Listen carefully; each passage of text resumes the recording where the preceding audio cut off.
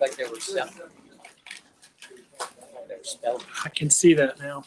Well, good afternoon, everybody. I'm Ethan Collier, and I'll chair today's meeting of the Chattanooga-Hamilton County Regional Planning Commission. A couple things I want to go over before we get started. Planning Commission members have received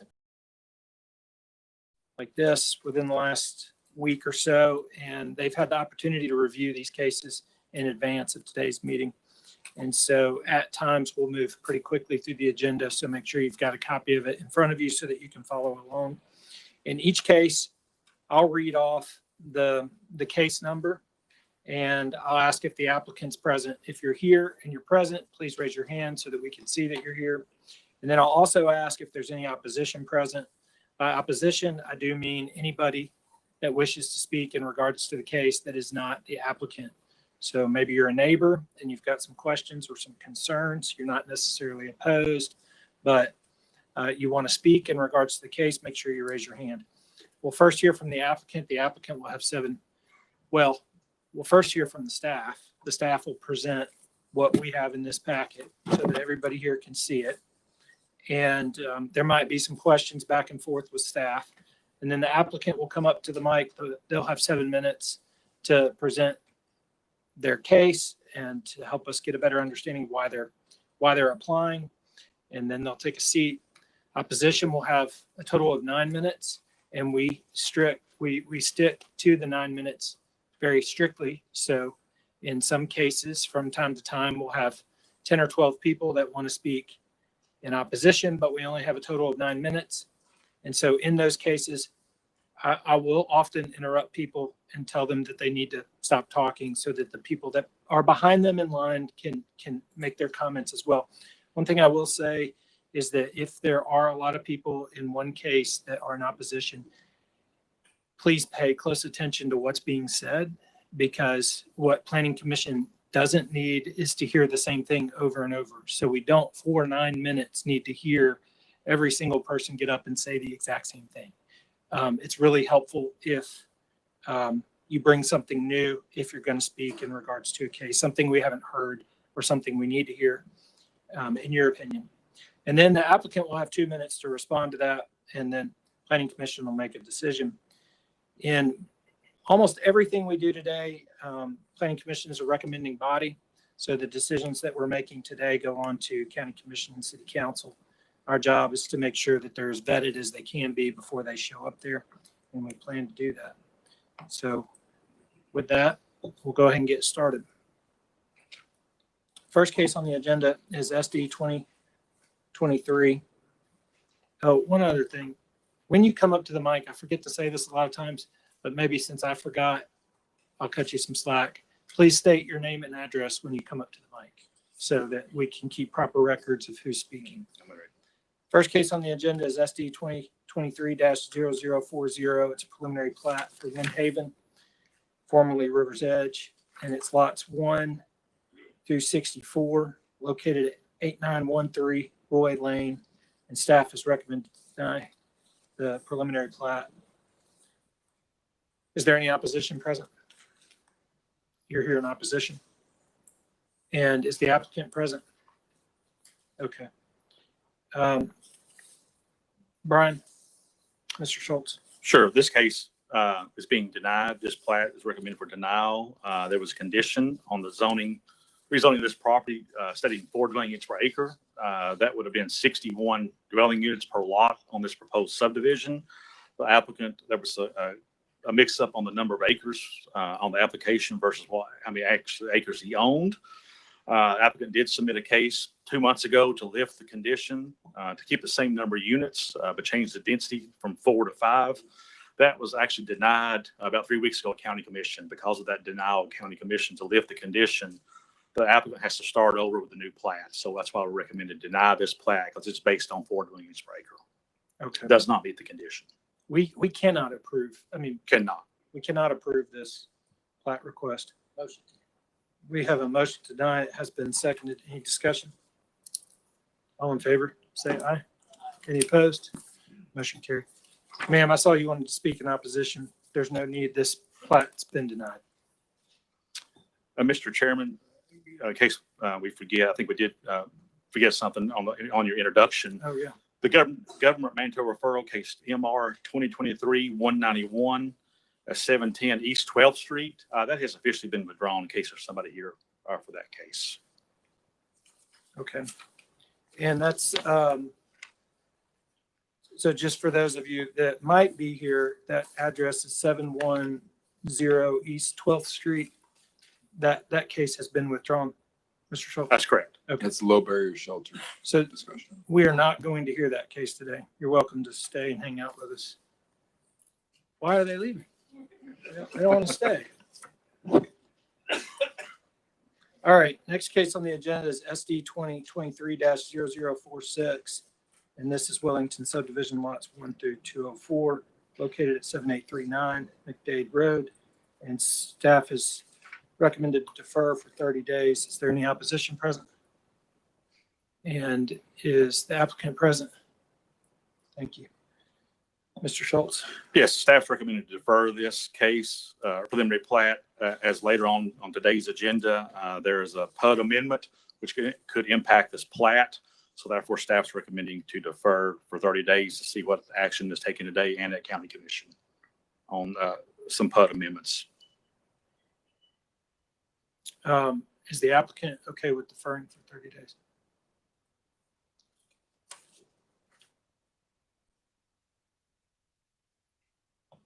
Thank you. Mike Price, MAP Engineer, 7380 Applegate Lane, Chattanooga, Tennessee. We're not in opposition to deferral as long as, just as a note of record, we have submitted a land disturbance permit and we do not wish that this deferral hold up our land disturbance permit. As a general rule, the land disturbance permit is not issued unless the plat is approved.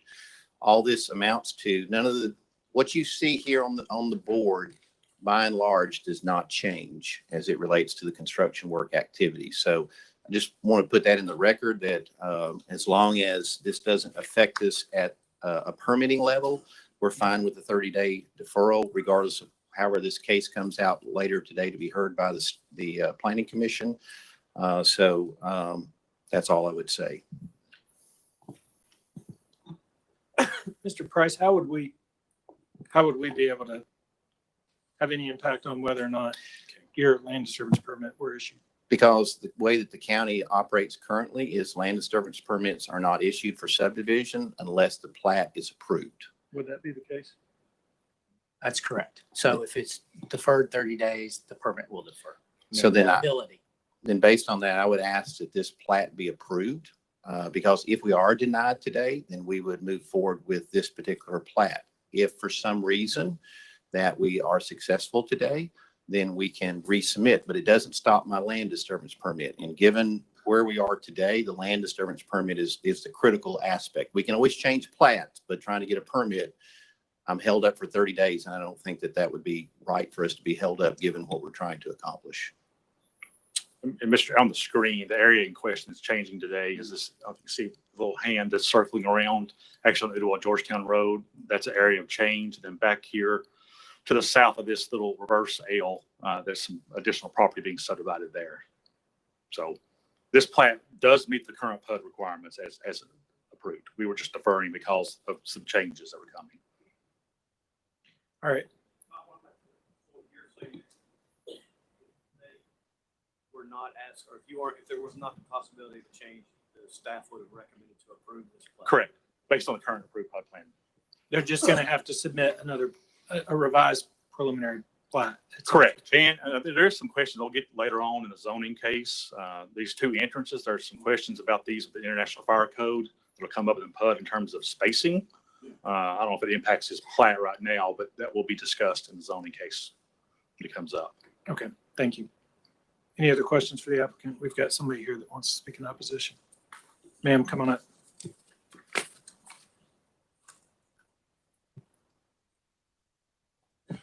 So this plat was deferred last month for 30 days. Ma'am, can you state your name? Ken Halton, 8618 Snow Hill Road. This plat was deferred last month for 30 days. And that area, the 4 acres next to Ooltewah Georgetown Road, the original PUD was approved with 14 homes in there, which would classify under the Hamilton County zoning regulations as a major PUD change. Number 3 says changing the land use from residential to non-residential. Number 6 says increasing the amount of land dedicated to any other use other than single-family detached dwellings constitutes as major PUD change.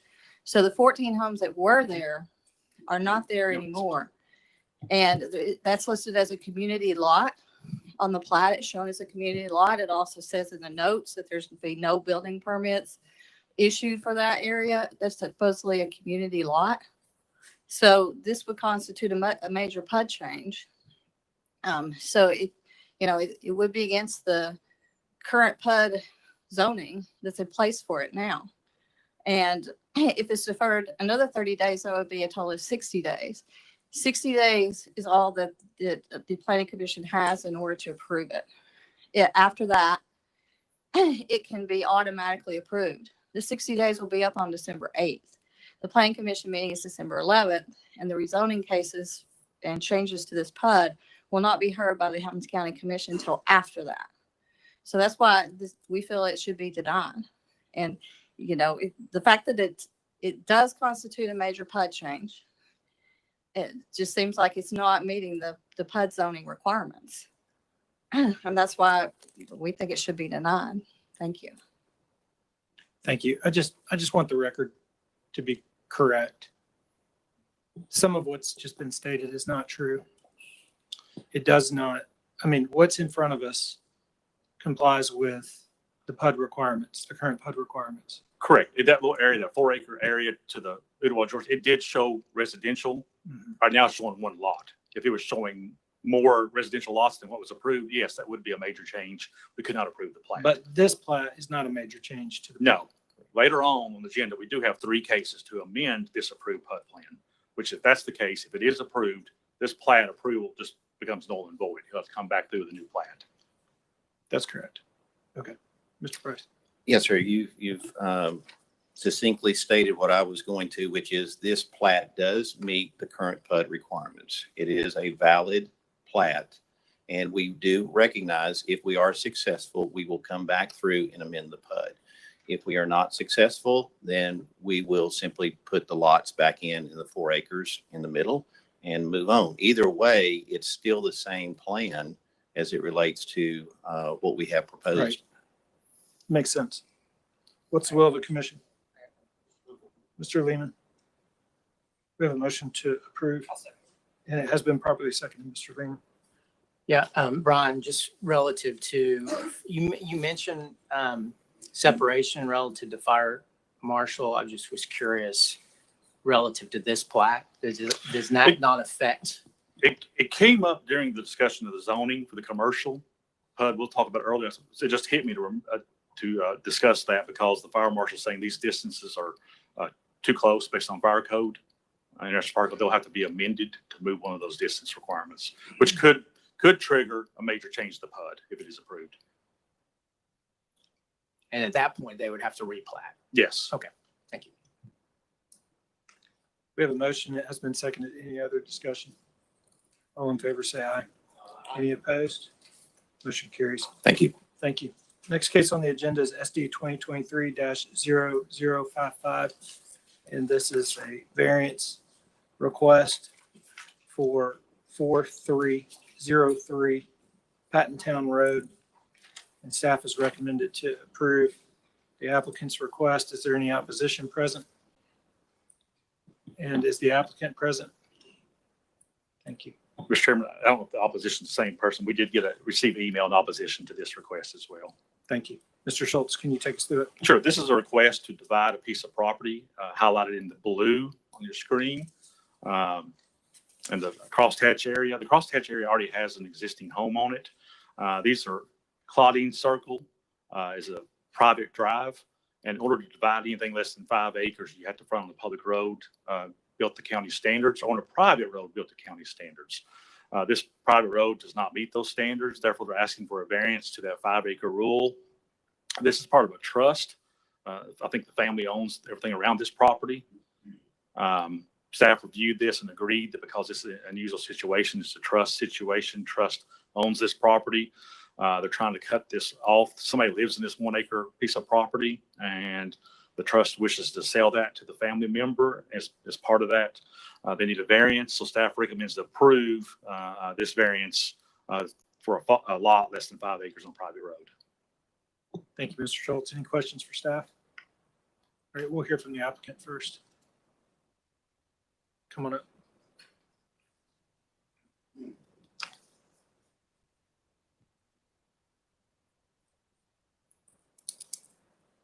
My name is Barry C. Harrington, 8498 Summit Hill Court, Ooltewah, Tennessee.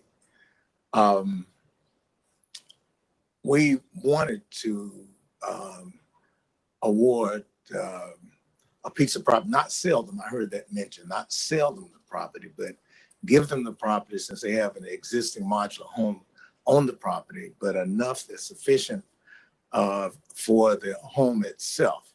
And we feel that a 1/2 acre would be enough so that the home could be properly maintained. There would still be some yard space. But that was that's our request. Just instead of an acre, 1/2 acre, not to sell it, but to give it to them. They would be responsible for any financial responsibilities, the survey, title, things of that sort. But we're going to deed the property to them, not sell it to them. Thank you. Any questions for the applicant? Thank you, sir. Thank you. Okay. We'll hear from, yes, ma'am.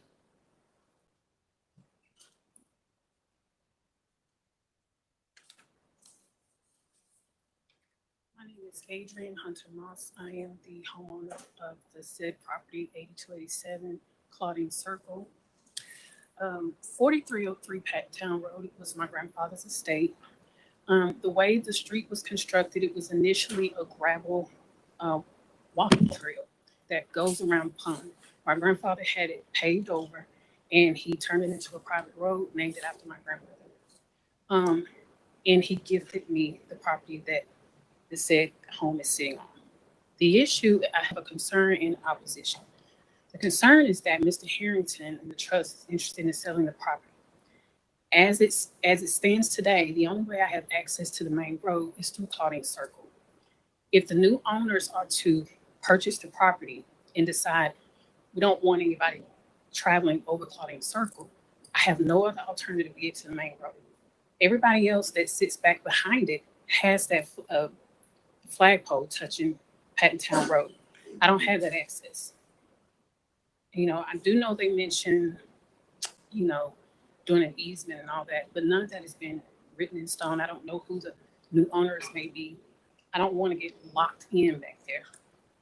That's concerning that. My other opposition is the proposed 1/2 acre. I've been living there 24 years. My grandfather gifted me that property. If you look on that sheet, I've divided it out in yellow and green. I have assets on the yellow portion of that property. That includes assets such as my field lines that run from my septic tank. They run through the green portion and the yellow portion, as well as I had a workshop that was built. We had a foundation and plumbing that's roughed into my septic tank. It's 45, I think, by 25 square feet. We've since torn it down. That's what the last photo is, but it's still in standing. And if he was to run that property line, excuse me, up the way that he's doing, it's going to cut me out of my assets. And if you notice, that permit was pulled August 9th, 2004. So my grandparents were well aware that I was on the other side of that acre. They had no issue with it.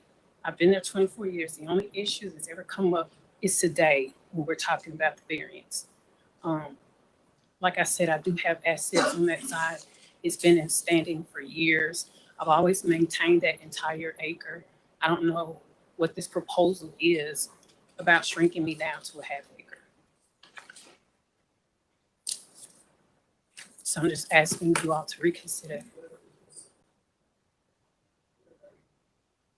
No, that's the neighbors. Right in that green section, the hatch, right, the house is there.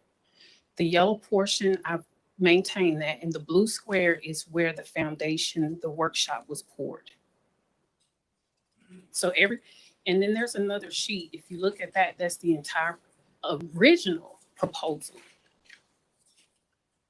Which if you look at the variance you all have, it's the blue and the gray. Does that make sense? It's like 1 acre or maybe just a little less than. Does that make sense what I'm saying?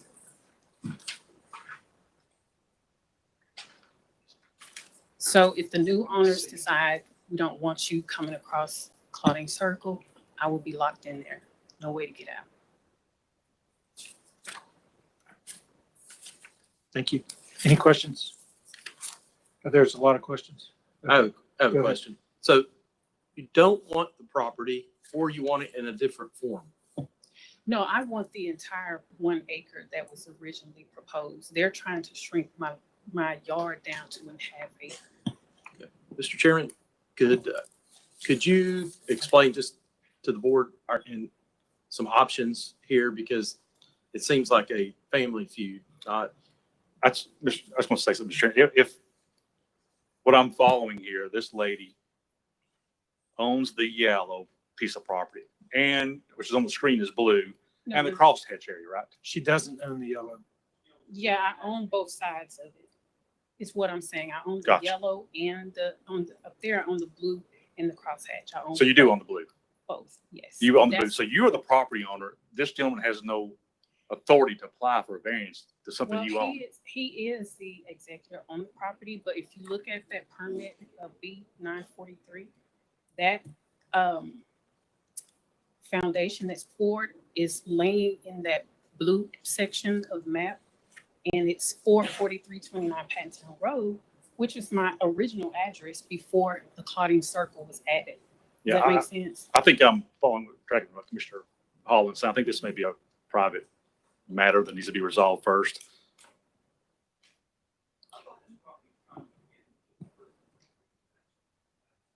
It is. It's less acres, but according to what this Right. lady's saying, she owns all that. No. The blue and black is one parcel. They're trying to cut off that black hatched area into one lot and give it to somebody. And this lady would remain the owner of the yellow or blue. No, what? I'm sorry. Okay, so I know we got different colors going on, but if you look at that map right there, you've got the hatch in the black area. That's where the house is. They're trying to give that to me and take away the blue. But I'm saying that I own both sections because I have a workshop in the blue that was pulled by Gotcha. the permit. And I've got the plumbing that is roughed into my septic tank. So my grandparents was well aware, because he was under the impression that my grandparents only wanted me to have half an acre. I don't know where that comes from. My grandparents were well aware that I was on both, that I was using the full use of that property. And it's evidenced by the permit that was pulled. I still think it's a family issue that needs to be resolved before this party should take action. Sure. Mr. Lyle. Can you help me understand, of the properties that we're looking at on the screen that are not colored in our various colors, which of those properties are also a part of the same state? Same state. Okay, so it's kind of a weird shape. The section towards Claudine Circle, that's my grandfather's house. That's a pavilion that he had an add-on. That was added on after I was already living up there. The next section, the piece in the middle is me between the house on the right and the house on the left. So I'm kind of in the middle of two other houses, and then it's really weird because we all sit kind of behind his home, if that makes sense. Mm-hmm. So the only way to access it is through Claudine Circle, unless I'm granted the flag lot that touches me to Pattontown Road, which would require, now I'm not in opposition. I did speak to, I think it was Trina McGelvin, about possibly narrowing that 25-foot wide flagpole. if you created a flag lot as you, in the thing that you submitted to us, Mhm. is that flag that's coming out to Patton Town Road coming across another piece of property that is within the same trust? It's coming across that one trust. It's right up against the property line of the neighbor. So it's right on the edge. Okay. Yeah. So everything that I'm asking for is within the trust. It's cut really weird. And I wish I would have provided you all the 4303 Patton Town, what it looks like. It's cut really strange. I'd entertain a motion to defer. We've got a motion to defer for 30 days, and it has been properly seconded. Did I get a second? I got two motions. Second. Any discussion? Thank you, Mr. Chair. I would just encourage both parties to have some discussions here. I feel like there's common ground. And I don't think that it's really appropriate for this body to take on that issue. So hopefully y'all can work that out ahead of time and won't have to deal with it next. So thank you. Yes, sir. Come on up.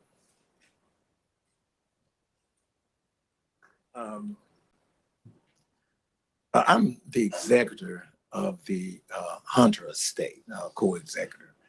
And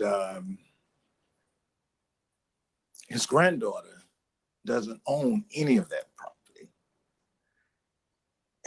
The trust that he had laid out, and I didn't want to say this publicly, but he wanted all of his assets to go to charities. He specifically, and I have a copy of the trust here, stated that he would not leave his children nor their descendants anything because he had more than adequately taken care of them during the time that they were living. So the only reason this had come up, we're supposed to, as co-trustees, to transfer, build a memorial foundation for the Hunter family and transfer it to a charitable organization, maybe a senior citizen home or boys home. She does not own any property up there. We were, even though it states that Mr. and Mrs. Hunter would not leave their children, and she's one of the grandchildren, any property, we did not want, she had a modular home, she still has, sitting on that property, and we did not want her to lose her home. She asked, would we cut out a piece of property for her so she could keep her home? That's our intention. This is what we wanted to do. We did not have to agree to that. We could have just said, you're going to have to move your modular home. So we're trying to be cordial and give her a piece of property so she can maintain her existing home. But she does not own any of that property. All of that property is within the trust. And he specifically said, him and his wife, not to leave them, his children or grandkids, anything. But we were going to go ahead and give her a piece of property for the house. We understand. There has been a motion made to defer it for 30 days. That was properly seconded. I'm going to take a vote on it. One thing that would be helpful for, this is going to come back before us in 30 days. It'd be helpful if, there were more clarity around the questions that have been raised. Clarity around which questions? Because we really, as trustees, we don't have to give them a half acre or the entire acre or any part of it. We don't have to give anything. We I thought we were understand you being think nice. you don't have to, but this body just made a motion to defer. It could Okay. easily just as much make a motion to deny. Well, At then this- it would stay within the trust and we still would not. At That's this fine. point, we've made a motion to defer, Okay. or we're about to. Yes, sir. Mr. Chairman, I would make a motion to defer it for 90 days. I didn't hear a time frame, but it seems like there may be some complexities in the civil matter to resolve, and it may take longer than 30 days. And I don't see it. Otherwise, I think if the board denies it, it can come back before the board for another year. So Okay. Which they could come back. This is the variance, not like a zoning case. If it's denied, it can come back the following So the month. motion, just for clarity's sake, is to defer for 90 days. Mr. Chairman, in that case, I motion to deny. I don't know, is that in order? We do have a motion on the floor. You've clarified that it is to defer for 90 days. Who seconded that? Who's? Okay. Any further discussion? All in favor, say aye. Any opposed? Motion carries. Thank you.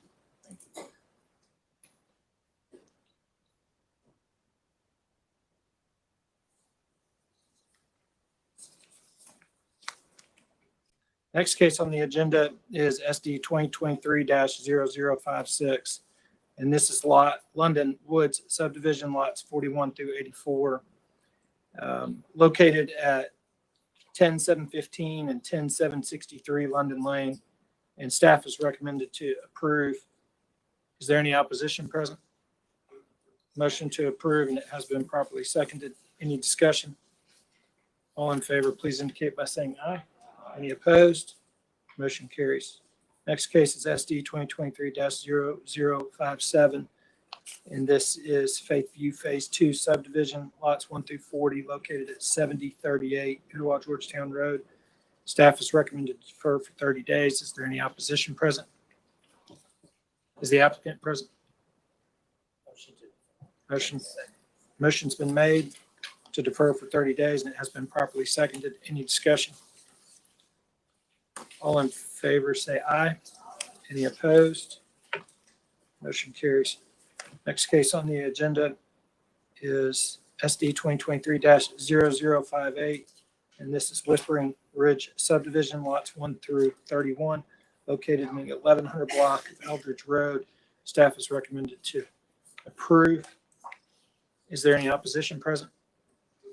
We have a motion to approve, and it has been seconded. Any discussion? All in favor, say aye. Any opposed? Motion carries. Next case on the agenda is SD 2023-0059. This is Wolf Farm subdivision, lots 1 through 26, located in the 9200 block of Snow Hill Road. Staff is recommended to approve. Is there any opposition present? We have a motion to approve, and it has been seconded. Any discussion? All in favor, say aye. Any opposed? Motion carries. Next case on the agenda is SD 2023-0060. This is lots 1 through 10 on James Chamber Road property, located at 8454 and 8460 Chambers Road. Staff is recommended to approve. Is there any opposition present? We have a motion to approve, and it has been seconded. Any discussion? All in favor, say aye. Any opposed? Motion carries. Next case on the agenda is SD 2023-0061. This is preliminary plat for Maddox Square subdivision, lots 1 through 41, located at 7548 Igo Gap Road, and staff is recommended to approve. Is there any opposition present? We have a motion to approve, and it has been seconded. Any discussion? All in favor, say aye.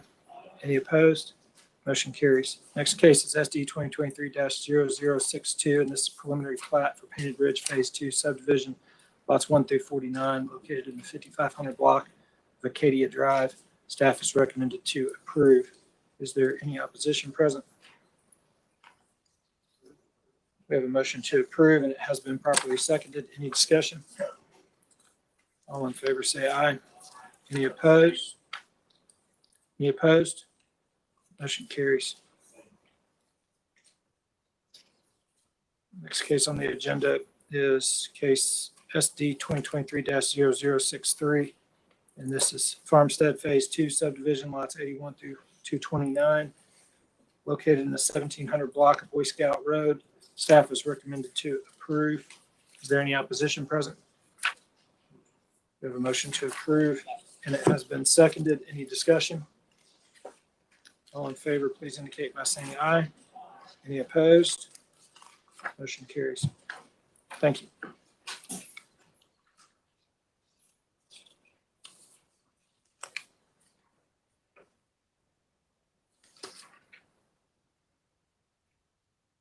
We have one item under old business today. It's case 2023-0163. And this is located at 1923 Hamel Road. And it's an application to rezone from R4 Special Zone to C2 Convenience Commercial Zone. Staff has recommended to deny the applicant's request and approve C5 Neighborhood Commercial Zone. Is there any opposition present? Is the applicant present? And are you familiar with this recommendation? And are you okay with it? Okay. We have a motion to approve the staff's recommendation.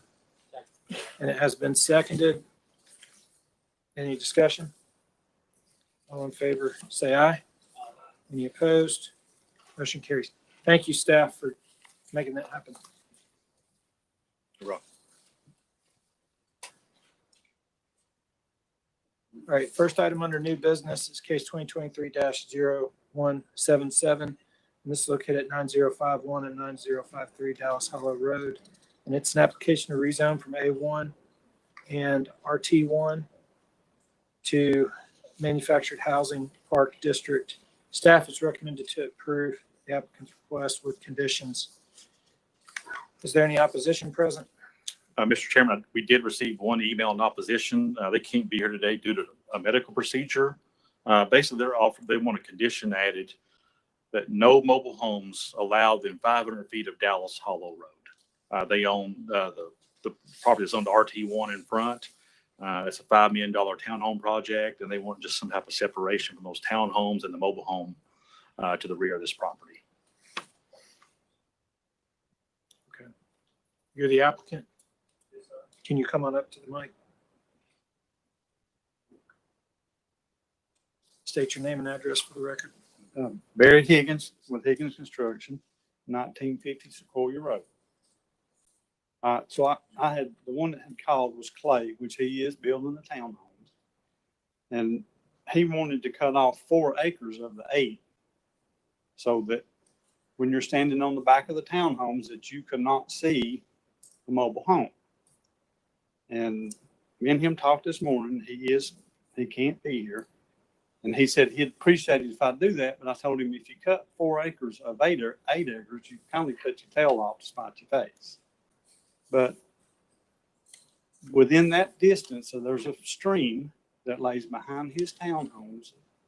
You have to be 60 foot from that stream. State laws, I don't care where you go, it's only going to be 60 foot. So I told Clay the best that I could do for him is we would do the 60-foot buffer, which the state makes us do. We would put another 10-foot strip of vegetation to make sure that he could not and would not be able to see what he didn't want to see. All the way around this piece of property is already Country Oaks Mobile Home Park. And it's a very nice mobile home park. It's very well kept. There's a lot of activity going on in this area, a lot of high-end development coming in. If we don't get this done now, there'll be a courtroom full of people 4 years from now. And elderly people has to have something to live. You know, you can't, an elderly person just can't go buy a $400,000 house today.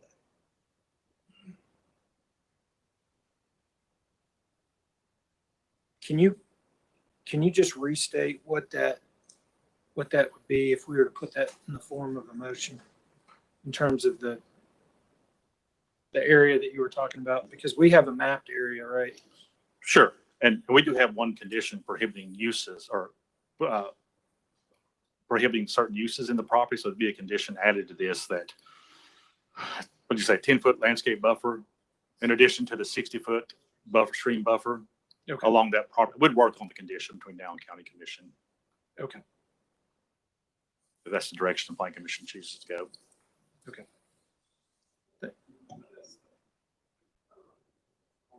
It's not 10 acres.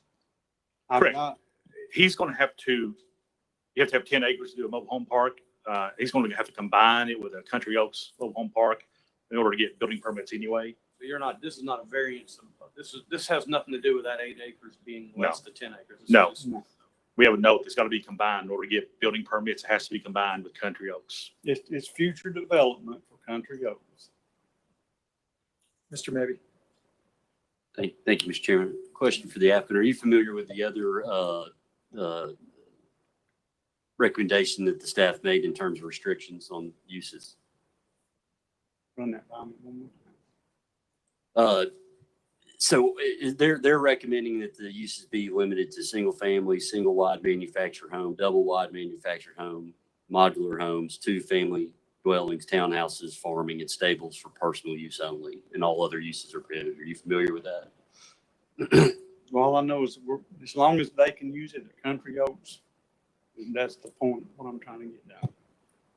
So I can't speak to what they're trying to use it for. That's why I'm asking you. I just want to make Well, sure I'm just you're aware. selling them a piece of property for future development for the mobile home park.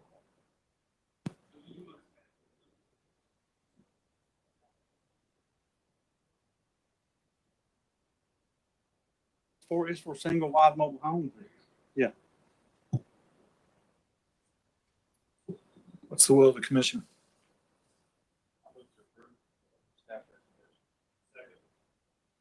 We have a motion to approve. Staff recommendation has been properly seconded. We did not include the condition that there be an additional 10 feet of landscape buffer in addition to the 60-foot top of bank riparian buffer. Did you intend to include that condition? No. Okay. Discuss it further in our zoning committee, I think we can. Thank you. All in favor, please say aye. Any opposed? Motion carries. Thank you. Thank you. Next case on the agenda is SD 2023-0178. It's located at 1756 Thrasher Pike and 7442 and 7456 Paxton Circle. And it's an application rezone from R2A Rural Residential District to R1 Single Family Residential District. And staff is recommended to approve the applicant's request with one condition, right? That's correct. Is there any opposition present? You're hearing opposition and the applicant's present. Mr. Schultz. Sure. This is a request. This is case 2023-178. To rezone property from R2A Rural Residential District to R1 Single Family. It's about 14 acres in size, proposing 41 units. That's a density of 2.92 dwelling units per acre. Looking at the zoning map, there is no R1 near this property. It is to the north and southeast R2. To the northeast is RT1, and to the south is RT1. Again, in this general area, there is no R1. There's been no recent zoning history for this piece of property. In 2018, along Middle Valley Road, there was some property rezoned from A1 to R2A. And same thing in 2019, 7618 Middle Valley Road, there was a special permit for a PUD. And then just across Thrasher Pike, this year we had the special permit for the Dallas-based Sky Park. But on this particular piece of property, there's not been any zoning history. You see on the screen here, it's a vacant piece of property. Paxton Circle is being developed as we speak. There are some homes along Paxton Circle, which is R2A. This is about 0.08 miles northwest of Hickson Pike. To the north is single unit residential and vacant property. To the south is single unit, and to the east is single unit. Again, across Thrasher Pike, we see Jenny Lane. That's the Dallas-based Sky Park. Here's a view of the site. You can see some of the single family homes being developed. This is Paxton Point Subdivision, which this is a part of. This is Thrasher Pike. This is east of the site. This property is in the Hickson North River Plan, which was adopted in 2005. That plan recommendation was low density residential, which is primarily single family homes being the dominant use. Here's a closer view of that land use recommendation, which is low density residential. The request with conditions is compatible with surrounding land uses and development reform. Staff does recommend a density limitation, so it would be compatible with the surrounding zoning and development reform of the area. So staff recommends to approve with one condition, a maximum of 41 residential lots. And just to add some clarity to this, because this is a new plat being recorded, and new zoning change, this would be subject to the 5-foot side setbacks and smaller lot frontages. which was passed, I guess, 2 years ago now in the county, in the R1. Thank you, Mr. Schultz. Any questions for staff? All right, we'll hear from the applicant and we'll hear from opposition.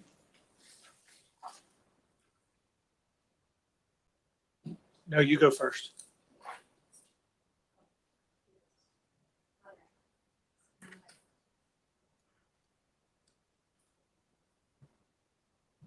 Thank you. I'm Patrick St. Charles at 317 High Street, Chattanooga, Tennessee. Represent the developer for Paxton Point Subdivision. The reason we planned out this subdivision, the existing zoning was an R2A. We'd always planned out for it to be a single family detached subdivision, like several of the new ones around that are zoned R1. We are constructing the homes as such.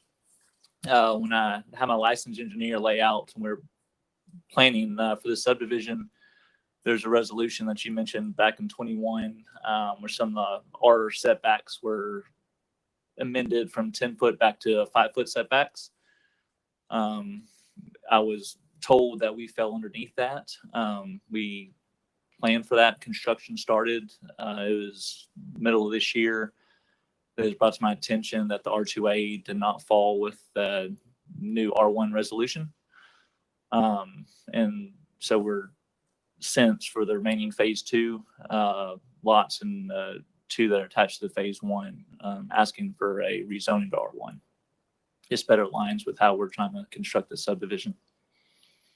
Thank you. Any questions for the applicant? Are you aware of the conditions? I am. Mr. Just one question. So phase 1 was under R2A.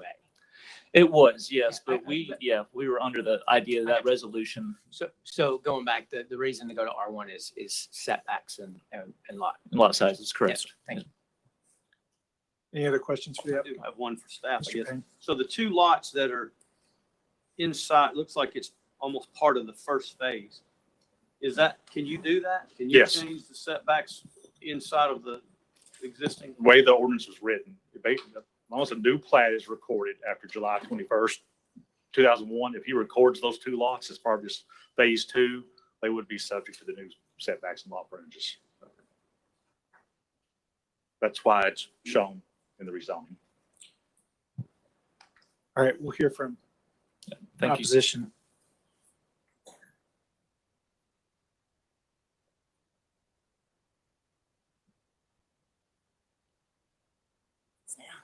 Hello, my name is Marilyn K. Jones. I own lot 64 at 7428 Paxton Circle. I've already been to the county and won unanimously that the information that Mr. Patrick O'Charles was given by his engineers was incorrect. That phase 1, we are to have a 10-foot setback. I'm on 64. He's wanting 62 and 63, which is to the left of me, to be tied into his R1 into his phase 2 development. And I disagree. I've already won one time in the county court over it. And Mr. O'Charles has a bit of a history with settling with people. The first time he did it, there wasn't an owner occupancy in that house. There was already an owner occupancy in the house, so they couldn't do anything about him putting his house less than 10 feet, which was close to the 7. Another one of his homes that he put in there, it was in one of the lot 50s. No, excuse me, lot 9. He poured the footers too close. Ma'am, right here. Oh, I'm sorry. Yes. Sorry to interrupt. I just want to make sure we stay on point. Okay. The On applicant- point is, So you're going on about. I'm on 64. Okay. On point is, I should have 10 feet. And he's trying to tie in 62 and 63.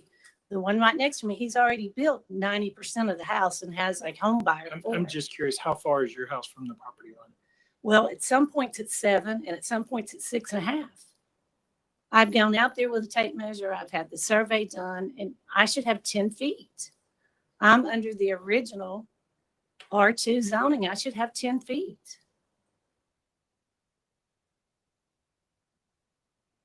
from the property line.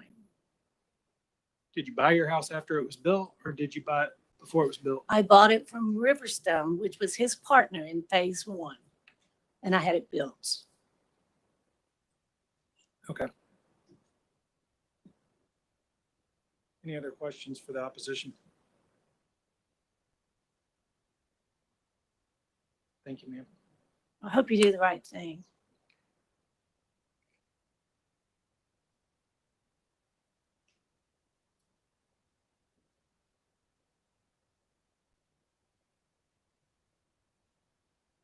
Yeah, to reiterate, so when we started this subdivision, we're under the impression we're falling within the R1 setbacks. There are several homes constructed in there that are 7 feet off the property lines. They have been completed, sold. We did go, it wasn't court, we went to a variance meeting over this before the variance board. We had a variance passed for one other home. And then, so we're trying to adhere to the rest of the subdivision. So we have the 5 foot setbacks. That's how we planned on the subdivision, single family residential detached. It gives us a flexibility to have a little more custom homes on the lots space wise. We're not changing the density of the lots or the lot sizes with this. Just trying to get to zoning that aligns a little more with what we're doing in the subdivision. Mr. Lemus, so you own those 2 lots? I do. That you're at? Okay, that you're requesting rezone. Thank you.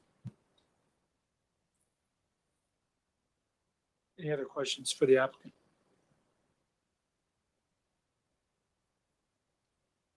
It's will of the commission.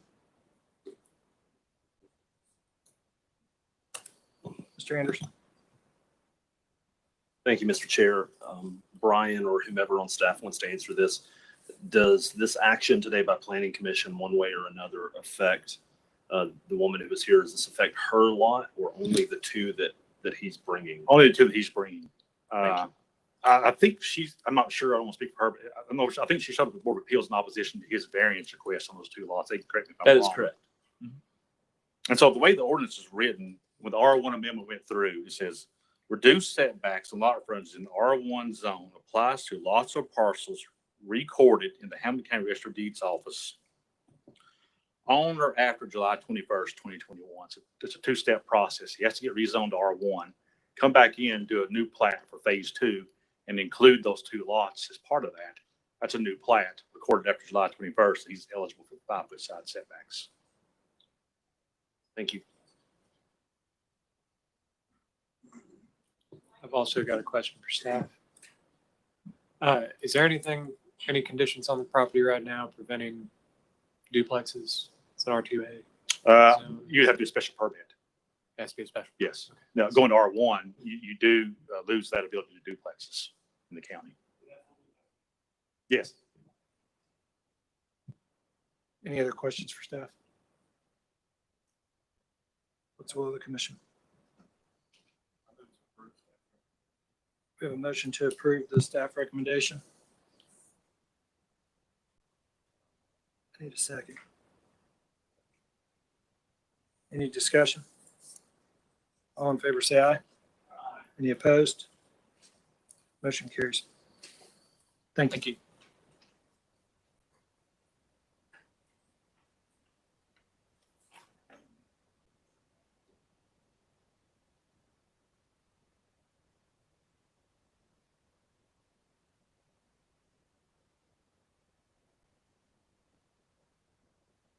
If you've got questions, maybe reach out to RPA afterwards and follow up with them if you've got some questions. No, I mean, not right now. Okay. Okay, thank you.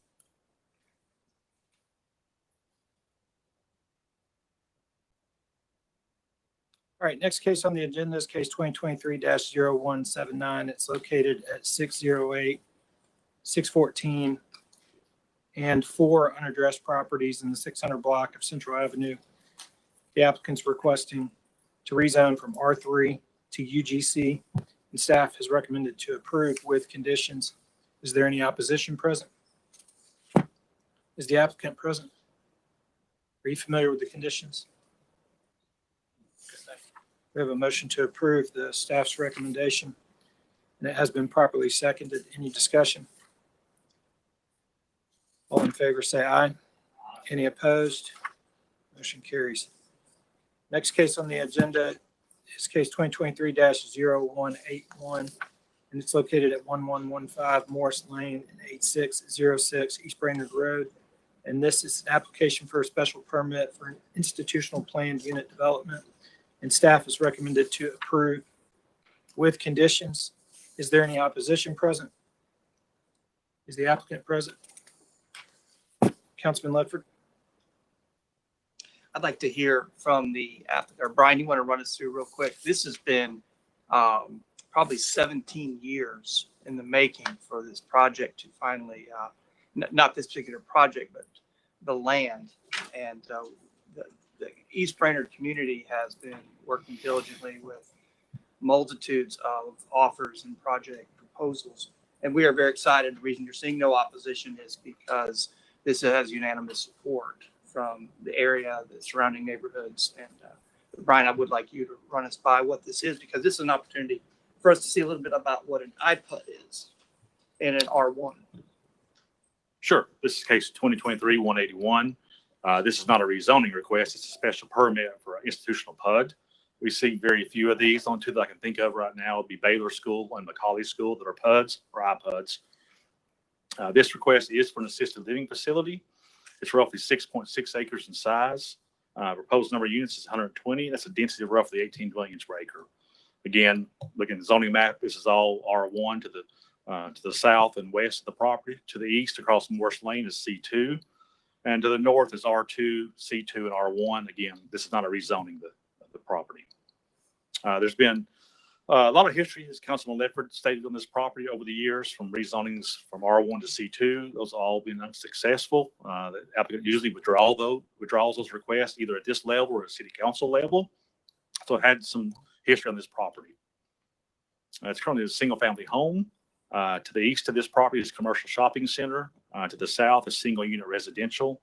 And to the west is vacant property. And further west is single family detached. To the north along East Brainerd Road is single unit. You also have townhomes and a church. This is a view of the site. Morris Hill Lane is just right there to the off the left of the screen. This is a view of the home that's on the site. This is north and south of the church across East Brainerd Road. This is the public shopping center to the west or east of the site. This is East Brainerd Road. The site's just on the right hand side. Morris Hill Lane, you see again some more of the single family. This property is located in the Area 11 plan, which was adopted in 2021. And the plan or place type recommendation is mixed residential, which is primary units being 2 to 6 units living attached, like townhomes, cottage courts, apartments, condos, and townhomes. Multifamily is permitted or secondary uses as long as they're on A Street and a corner. This meets those criteria.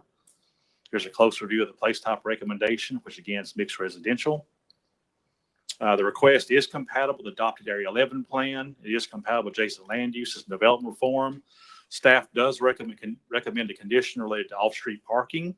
So staff recommends to approve with one condition: no parking or drive aisles within 50 feet of the property line abutting parcel 171B-C-012.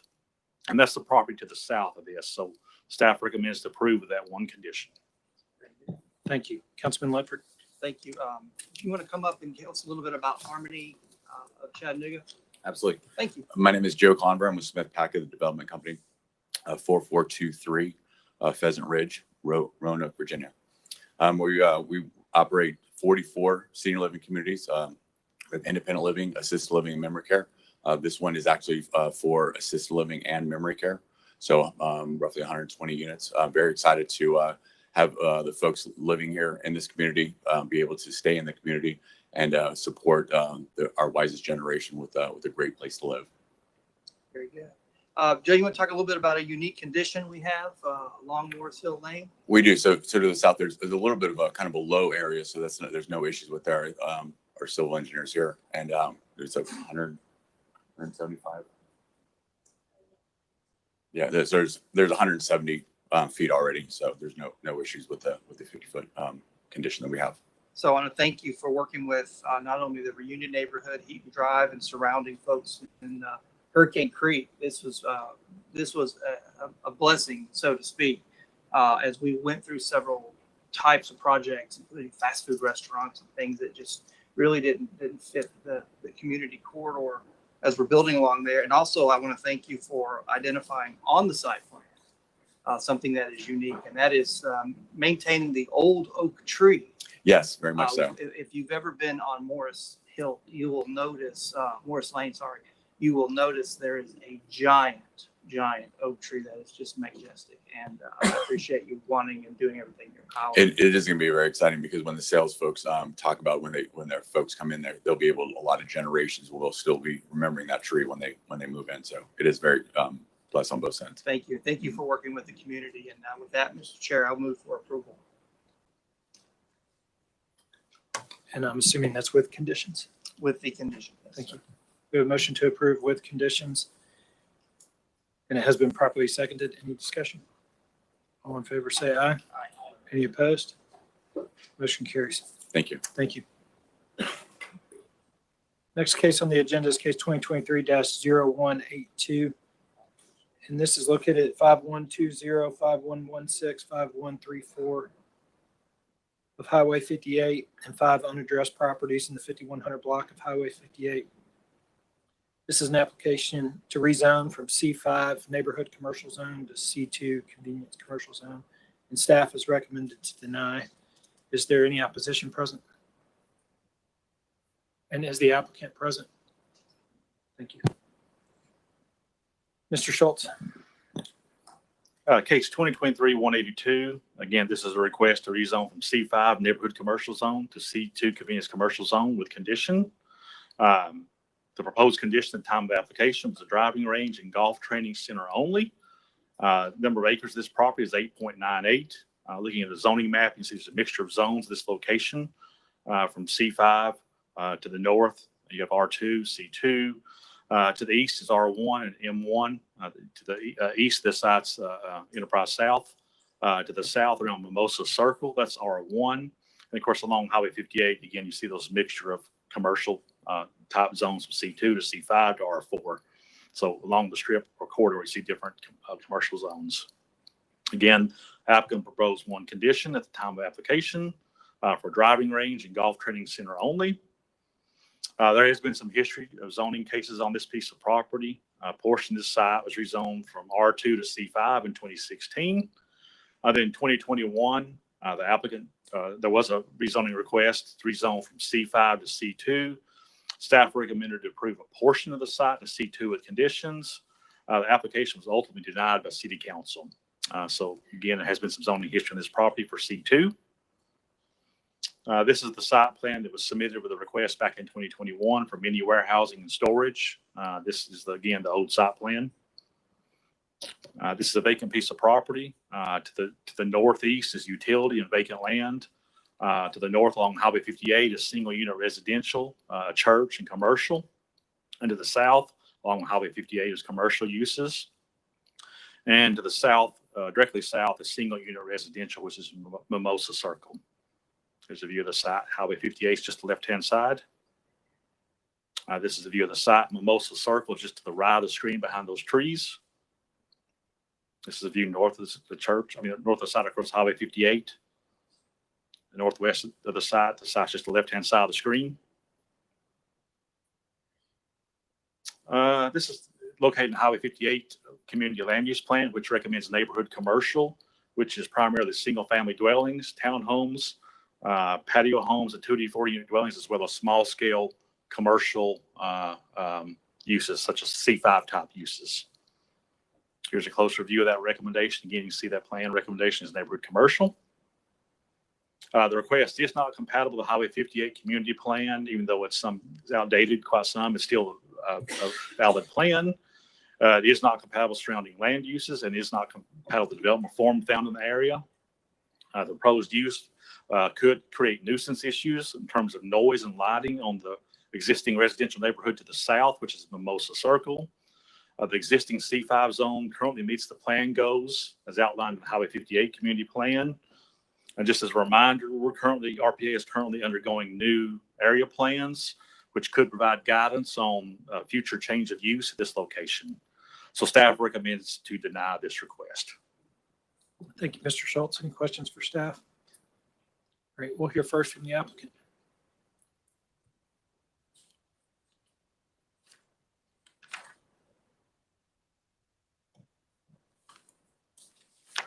Good afternoon. My name is Alan Jones with Stone Creek Consulting. Address is 1112 Wilmouth Road, Dunlap, Tennessee.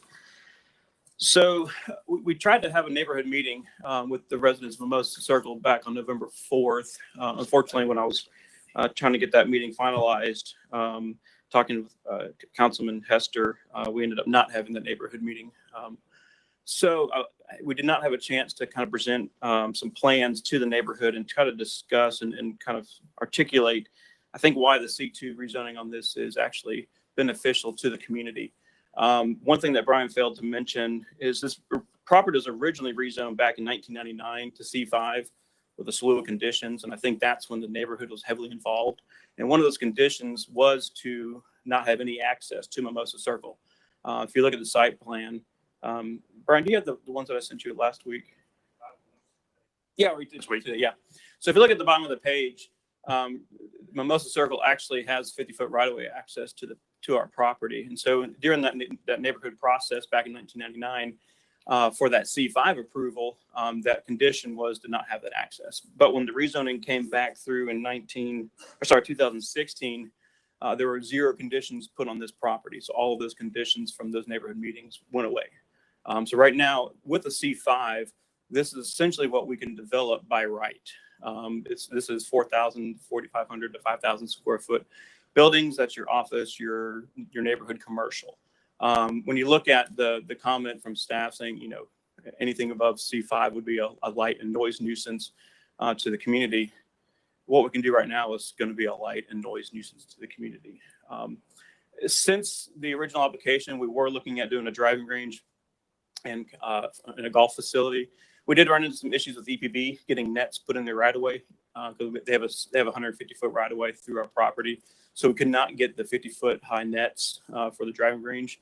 But since then, Greg Brock, who's the property owner, has been in discussions with a pretty large high-end boat dealership.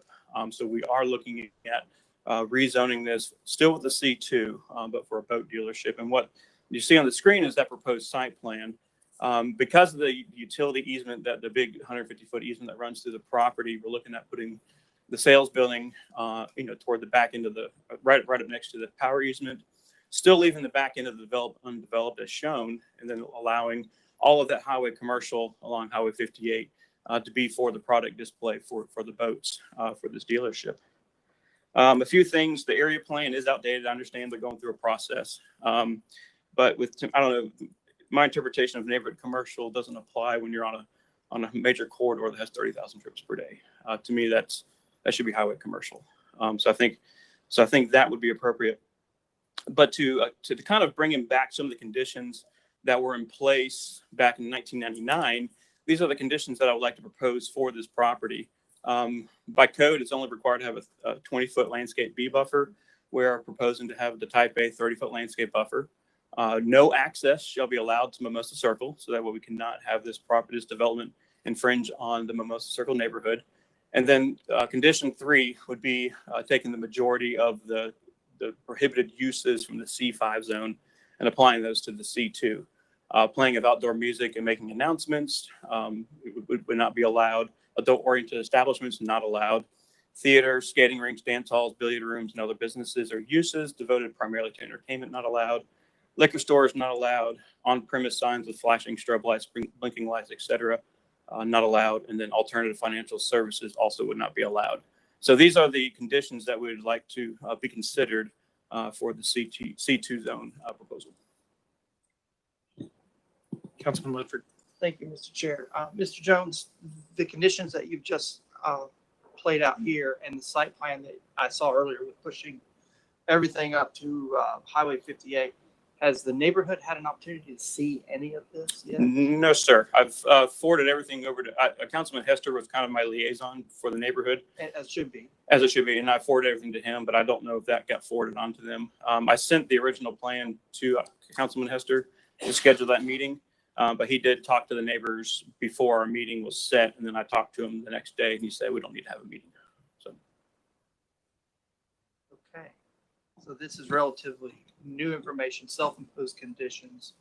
That's correct. And looks like you're moving as far away from Mimosa Circle as possible. That's correct. And then actually, the 2021 rezoning case that I brought before this board, very similar conditions. And I believe I had, approval from this body before going to city council. Except this one actually pulls the building even further back from the Mimosa Circle neighborhood. And my other question for Mr. Schultz was in a Cliff Notes real quick. What was the reason for denying? One, based on the land use Back plan. up. Given what you just saw here with the new site plan and the self-imposed conditions, I know this is unfair, but life's unfair. Saying defer. Would this be something that might have played into the decision a little differently? That's what Dan was leaning over asking me at the same time. Again, well, you probably so, but again, one of the things, yes, there is a plan recommendation that says neighborhood commercial. That plan is outdated. Again, we relied heavily taking a more conservative approach. We're going through land use plans right now that may provide guidance. There's been several zoning cases on this property to C2 have been denied. So taking it all into consideration will become up to our staff recommendation, which was to deny. It makes it difficult on staff when conditions come the day of, try to make a decision, or this fact is in on Friday last week. And the reason I bring this one up in particular is because this is not the first time I've seen a case on this. We've had several cases. We've had several cases on this, and learning from those concerns, this one for past projects seems to me this is the least impactful to Mimosa, and given this new information, that's why I was trying to figure out if this would have changed maybe the opinion. So I guess that's where it sits at the moment. True, and that that's where we're bringing the planning commission to make the new policy decision, if you will, because this does recommend neighborhood commercial, but Highway 58 is a 4 or 5 lane commercial highway. Again, trying to protect Mimosa Circle to the south. That is the closest residential. And I'm going to shift back, Mr. Chair, if I may. Take Mr. Jones. I know you don't want to hear this, but would a 30-day deferral give you an opportunity to present this plan? I think it might make a difference. I'm hearing from RPA. Maybe Councilman Hester could find the time to look this over. Would that be detrimental to your plans? And given that we're seeing this presented, I would state as if the neighborhood is willing to meet with me, absolutely. Okay. Well, I absolutely. can't speak for them. I can't either. But these are situations that really mitigate some of the concerns that I've heard in the past. So that's why I asked that question. Agreed. I think in addition, it'd be helpful to have a staff recommendation. And we currently have one, Sure. And it's to deny your request. And, for us, it's helpful if staff has had an opportunity to review the proposed conditions, potentially just vet those. For example, skating rinks are just really needed in the city right now. And we want to make sure that those sorts of things are addressed. So, But the owner has no issues with deferral if this Move body. to defer 30 days. we have a motion to defer for 30 days, and it has been properly seconded. Any discussion? All in favor, say aye. Aye. Any opposed? Motion carries. Sure. Was there opposition here for this? There is. Okay. Would you like to hear? We have deferred. If y'all wish to speak, you can, but the reason why we haven't, we have deferred this case because the applicant is proposing to do something very different than what was initially proposed. The reason why it's been deferred is so that you could have a meeting with the applicant and hopefully city council person before we see it. So hopefully that can happen between now and next month this time. If you want to speak in regards to the case, you can. I don't want to tell you that you can't, but you just need to know that we're not taking action on it today. And either way, we weren't going to take action on it today. But you are welcome to speak if you wish to speak.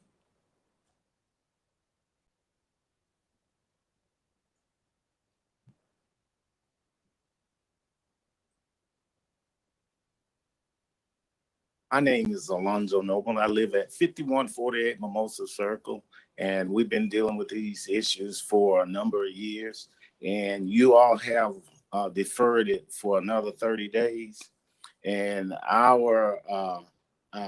can we get a copy of these requirements? Because if we meet again, we might have some requirements that we would want to see too. And also, they was talking about putting a golf course there. They can't because of the netting. But if it's changed, and I want you all to let me know, from my understanding, if it's changed from a C5 to a C2, these conditions will be under the C2, right? And that's what we're looking at. So, and you all are saying that the other conditions are none and void now? We haven't taken any action today, other than to defer the case for 30 days so that you can review these conditions before we take any action. Okay, in reviewing those conditions, we also can have conditions, right? You can request conditions as well, yes. Okay, because now if it's like they was going to do the golf course, and I just heard that now they want to do a boat business there. So what these conditions, how long do they stay in place? Forever. Forever. If they're adopted here in city council. Okay, give me the right understanding between the C5 and the C2 as far as building, because there are conditions under the C5 that this boat can business can be put there, right? Yes, and we think the questions you're asking are the right questions to be asking. The problem is that this is not the venue for them all to be answered. And so what we're hopeful for, and the reason why it's been deferred, is so that you and the neighbors can get answers to all these questions. Some of those answers might come from the applicant. Some of them might come from the RPA, but ideally not here and now. Okay. So the questions you're asking are perfectly legitimate, good questions. They just need to be asked of the applicant and your city council person and the RPA. Okay, because I know that we did have some meetings planned with them, but out from the community, our request was for a denial, so we did not need to meet. Okay, and so that's why now the councilman did honor our request as the community. Now, as far as Mr. Jones said that he had sent our counselor conditions, we never saw any conditions. And so I think that for us to intelligently agree with something, we need to preview conditions before we come here We would and go agree. to the council meeting. You're saying the same thing. We're on the same page. That's why we made the motion to defer it for 30 days. And to you and your neighbors, anytime an applicant wants to meet, even if you want it denied, I would encourage you to meet the applicant so that these sorts of things can be answered prior to getting here. Okay, because we take pride in our community, For sure. a whole lot, and we have a good community neighborhood. The applicant's right there, so make sure to get his name and number before you leave. Does anybody else wish to say anything? Councilman Ledford. Mr. Noble, I want to thank you. I know you've stood there before with the same project, and I remember the comments that were made in previous attempts to rezone this property and projects, working through a multitude of different conditions. I'm glad you have an opportunity to sit down and meet with the applicant, and so every one of you can understand what's now being proposed, which is relatively new, obviously, for us seeing it first time today. So good luck to you. Right, Thank because you. our community is pretty much a retired community, and we don't want a lot of lights and noise either, No, because sir. we sleep at night. I remember specifically. Yeah, I remember. Thank you. All right, thank you. Yes, sir. All right, next case on our agenda is case 2023-0183, and it's located at 824, 830, and 910 Dodson Avenue. And it's an application to rezone from C2 Convenience Commercial Zone to UGC Urban General Commercial Zone, and staff is recommended to approve the applicant's request. with conditions. Is the applicant present? Okay, and is there any opposition present? Mr. Chairman, we did receive one email in opposition. Sir, you can come up to the mic. Are you familiar with the conditions that staff has recommended? Yes. And are you okay with those? Sure. Thank you. We have a motion to approve with staff recommendation and conditions, and it has been properly seconded. Any discussion? All in favor, say aye. Any opposed? Motion carries. Thank you. Thank you.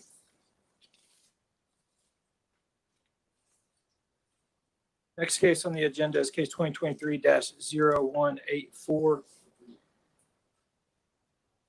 And this is located at 2804, 2806, 2810 South Hickory Street and 1700 East 28th Street.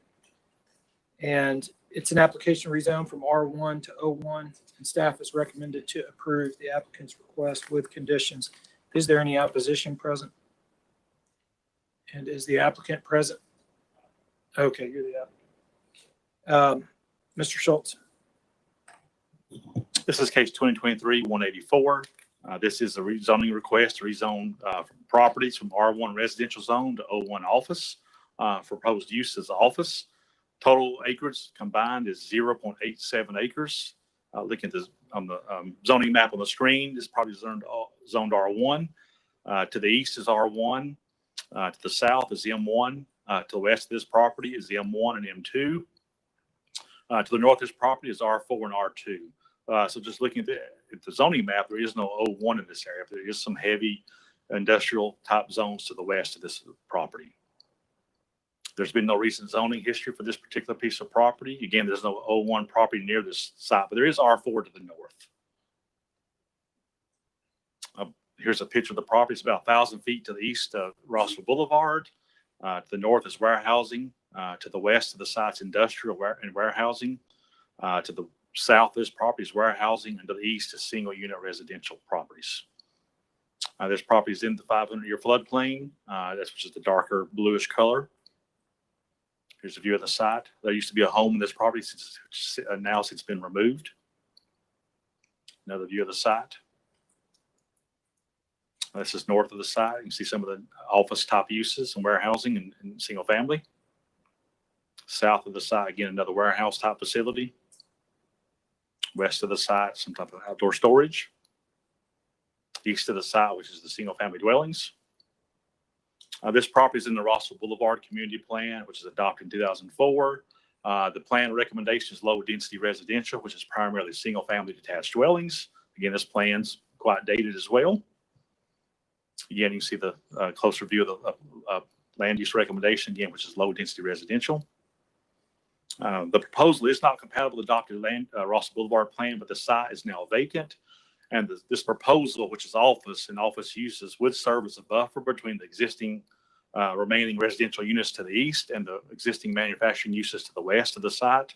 The proposal is compatible with adjacent manufacturing uses and development form along South Hickory Street.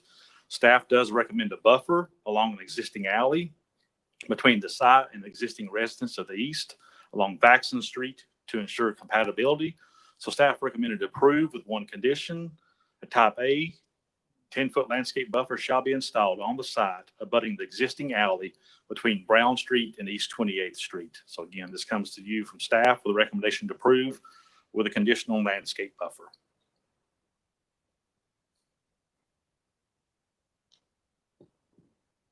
Thank you, Mr. Schultz.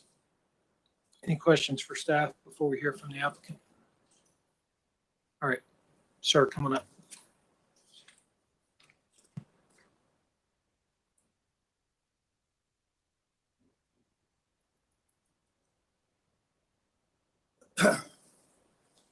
My name is Richard Pollard. I'm the owner of RMP LLC. I'm with Jake Marshall, mechanical contractors.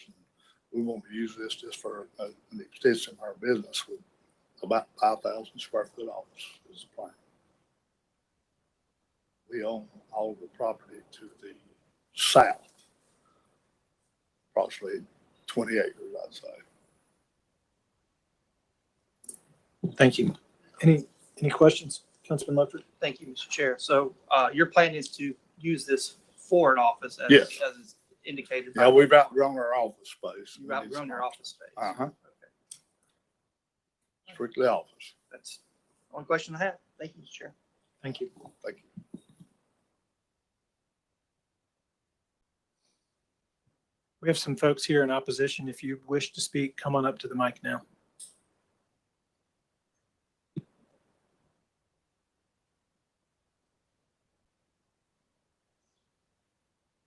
My name's James Carroll. I live at 2805 Faxon Street. And I would ask that this be denied and the condition added. I have filed, called the city inspector for rainwater, and they said there are 3 issues. And I'm asking that this be denied until those are straightened out. My yard is getting really bad flooded since they tore the houses down and redone their landscaping.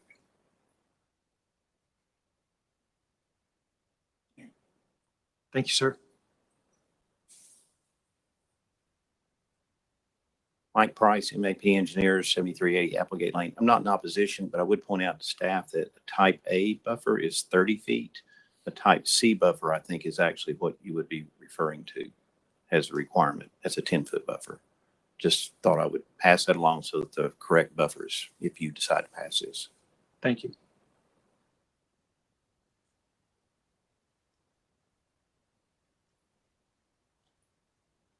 Morning. My name is Mitchell Cobb.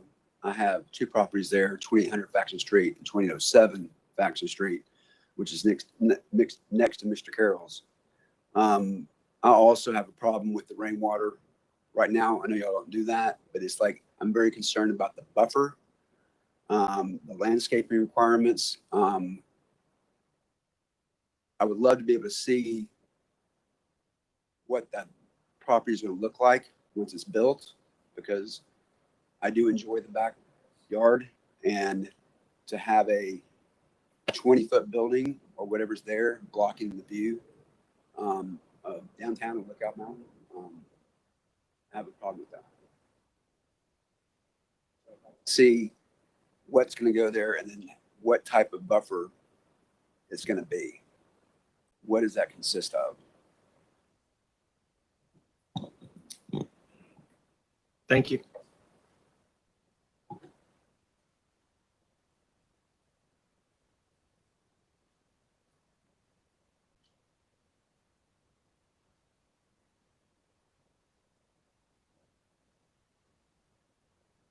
I'm Boyd Cobb, 1512 Manicotta Road, Chattanooga. I own property on Faxon Street, and we're having a problem with drainage since those houses have been torn down. And I just think that it should be, I would also like to see the proposed building that's going to go on that property behind. It is directly, my property is directly behind your property. Thank you very much.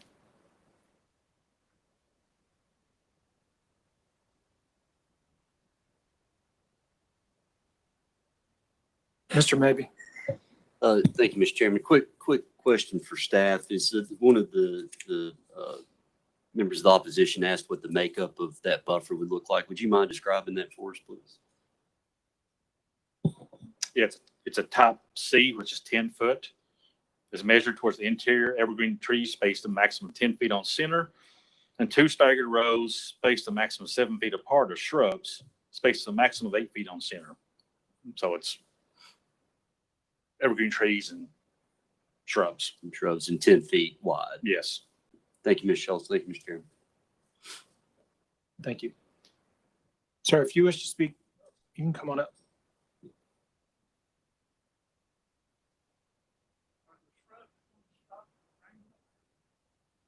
See them working.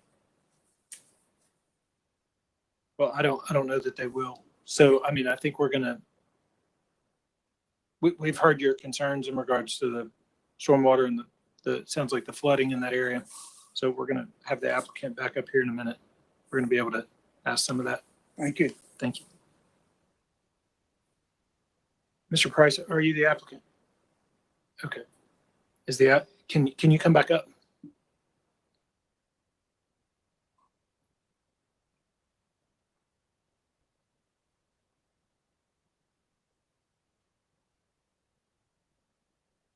Sure.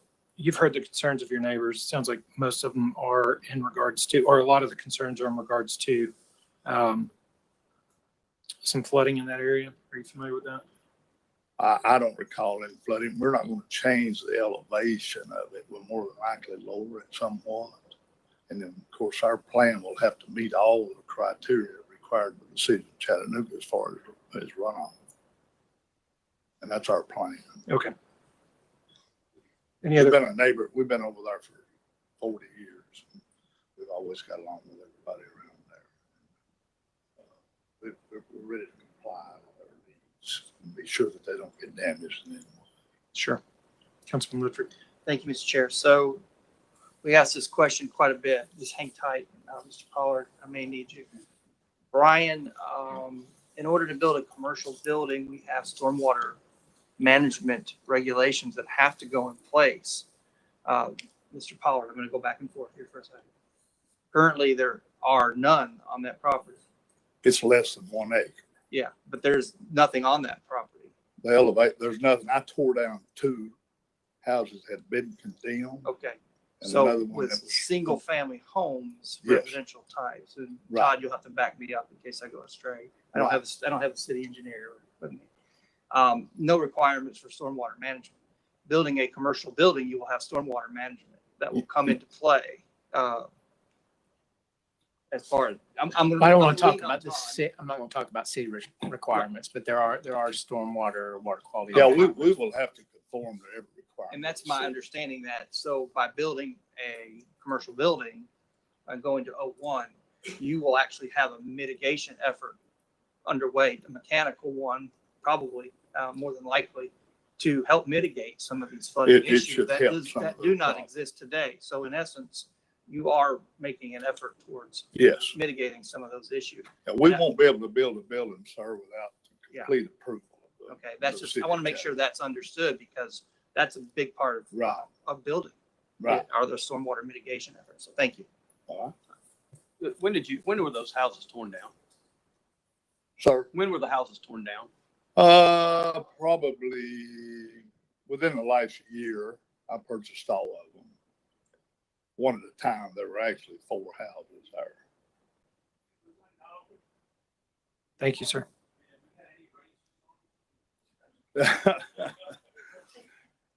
Well, we've had rain. We've had substantial rain during July, if you recall, in that area. There was no problem with the water there now.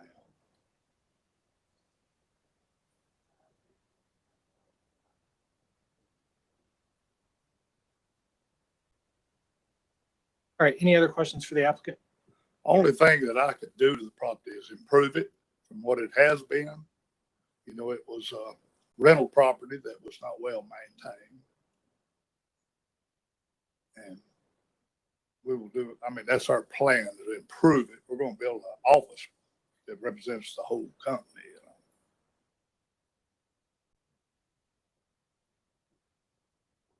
All right. What's the will of the commission? We have a motion to approve with conditions and it has been properly seconded. Any discussion? Mr. Chairman, can we clarify that condition should be a type C? Yes. We have a motion to approve with conditions clarifying that the landscape buffer is type C. And it has been seconded. Who seconded that for me? Thank you. Any discussion? All in favor, say aye. Aye. Any opposed? Motion carries. Thank you. Thank you for your time. Thank you. Next case on the agenda is case 2023-0185. It's located at 2722 and 2724 Canyon Avenue. And it's an application to rezone from R1 to R3. And staff is recommended to approve with conditions. Is there any opposition present? Mr. Chairman, we did receive 2 emails in support of this request. Is the applicant present? And are you familiar with the conditions? We have a motion to approve with conditions. And it has been properly seconded. Any discussion? All in favor, say aye. Any opposed? Motion carries. Next case on the agenda is 2023-0189. This is located at 7239 McDade Road and 7413 Ottawa Georgetown Road. It is an application to rezone from R1 to C2. Staff is recommended to deny. We also have on our agenda 2023-0188, located at 7239 7413 Ottawa Georgetown Road. And there, the applicant has requested to lift and amend conditions from a resolution 123-27B. And then we also have 2023-0187, located at the same addresses, +1 8526 Rosada Drive. And there, the applicant has requested a special permit for a planned unit development. And staff is recommended to deny the applicant's request and approve other with conditions. So we're going to take action on all three of these separately, but we're going to hear all three of them together. Is there any opposition present? And is the applicant present? And Mr. Schultz, if you could just take us through all three of those. Yeah, this will get sort of confusing. So if at any point you want to stop me, feel free to stop me. Yes, there are three cases associated with this. This first case triggers the other two cases. Actually, it went off on the screen. Sorry about that. Okay. Case 2023-189. This is a request to rezone this property, which is 4 acres in size, from R1 single-family residential with conditions to C2 local business commercial district with conditions. Proposed use of this area is commercial uses. Looking at the zoning map, to the north is R1 with a PUD. Further north is A1. To the south, immediately abutting this property is R1 PUD. Further south is A1. To the east, across Ottawa Georgetown Road, is R1, which is also a special permit for a PUD, which is residential. And to the west of this property is R1, which is part of this PUD, which is a single-family attached subdivision. This site was rezoned from A1 to R1 with conditions, and also received a special permit in 2022 with one condition associated with a PUD. The rezoning of this property, again, this entire piece of property was rezoned from A1 to R1, had 5 conditions related to landscape buffer along Ottawa Georgetown Road, maximum number of units, 200 residential units with a maximum of 63 townhome units. Number 3, conditions related to, again, landscape buffer, evergreen and deciduous trees or existing trees to remain along the exterior boundary of the development at 30 foot on center where single family homes are constructed. Condition number 4 is related to townhomes. The rear setback shall be a minimum of 40 foot from the exterior boundary of the development. Also, there should be a walking path and trees planted along the exterior boundary, as generally depicted on attached site plans. And finally, condition number 5 is a center turn lane and road widening shall be provided along Ottawa Georgetown Road, as generally depicted on the attached site plan. The applicant did propose 3 conditions in this 4-acre C2 portion of the property. The proposed C2 commercial area shall meet typical C5 zoning conditions, except that it shall not be required to meet the maximum floor area. Landscaping shall be provided within the proposed commercial area as generally depicted on the attached site plan. Condition number 3, parking in the proposed commercial area shall be set back a minimum of 15 feet from Ottawa Georgetown Road right away. So again, the applicant proposed 3 conditions. It already has 5 conditions on it based on the previous rezoning. It's currently a vacant piece of property. To the north is vacant and single unit. To the south is vacant and single unit. To the west is agriculture uses, and further west is single unit residential. And to the east across Ottawa Georgetown Road is single unit residential, and some of it's under construction today. This is a view of the site from Ottawa Georgetown Road. North of the site, south of the site, east of the site. This is Bainbridge Park Subdivision, east of the site, which is directly across the road under construction. This property is located in Wolf River Creek Area Plan, which was adopted in 2007. The place type or plan recommendation for this area is low intensity residential. Primary uses being single unit residential with a density of 3 dwelling units per acre or less. Townhomes, other attached units are permitted and acceptable only within the PUD. So you can see the place type, the plan recommendation does not support commercial uses at this location. Here's a closer view of that highlighted in the red circle. That's the location of this property. Again, it's low intensity residential. It does not support commercial. This request to rezone from R1 to C2 is not compatible with the surrounding land uses with existing development form of the area. Low intensity residential uses are recommended by the Wolf River Creek area plan. Again, like the city, we're currently undergoing a land use planning process, which will provide future guidance on commercial nodes and where they should be located in the area, especially in the county, in this part of Hamilton County. So staff recommends to deny the rezoning request in this case. Here's the site plan or PUD plan associated with this PUD plan request. You can see it's commercial uses. Next case is 2023-188. This is where it can get a little confusing. The applicant's recommending to lift conditions 1, 2, and 3 from resolution 123-26B, which was the rezoning of this property from A1 to R1, excluding the C2 area being requested to be rezoned. This is a residential PUD. Number of acres in this property is 55.5. Again, this property is rezoned from A1 to R1 in 2022 with conditions. The black conditions are existing conditions. The area in red is where the applicant wishes to amend the conditions. So these conditions would apply to the remainder of the property, and it would exclude the C2 if that's approved. So the original conditions stated a minimum 25-foot type A landscape buffer shall be installed and maintained along Ottawa-Georgetown Road. Allowances within the buffer shall be made for access and signage for the subdivision. The applicant wishes to amend that condition to basically state the area in blue is the area in difference. A minimum 25-foot type A landscape buffer shall be installed and maintained. Here's the area of difference within the R1 zoned area along Ottawa-Georgetown Road. Allowances within the buffer to be made for access and signage for the subdivision. Condition number 2, original condition stated a maximum of 211 residential units being a maximum of 63 townhome units. The applicant wishes to amend that condition to say a max of 229 residential units and being a max of 62 townhome units. So that's an increase in single family and a decrease in 1 unit of townhomes. Condition number 3, evergreen and deciduous trees or existing trees to remain shall be planted along the exterior boundary of the development at 30 foot on center where single family homes are constructed. That's the original condition. Applicant's proposed condition is, again, everything in red is the same. Evergreen and or deciduous trees or existing trees to remain shall be planted along the exterior boundary of the development at 30 foot on center where single family homes are constructed, except where the existing stream buffer is located. Condition number 4, no proposed changes to condition number 4 and no proposed changes to condition number 5. Again, this is the PUD plan or area for the areas rezoned from A1 to R1. Same land use plan recommendation. I won't go through that again. This is the new PUD plan that's submitted with a request.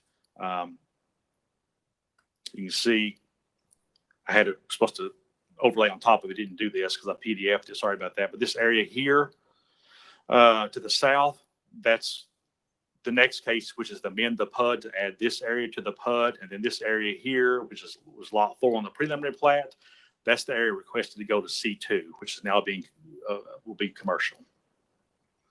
So lifting and amending conditions, the request is compatible with the Creek area plan. It is compatible with surrounding land uses, development form.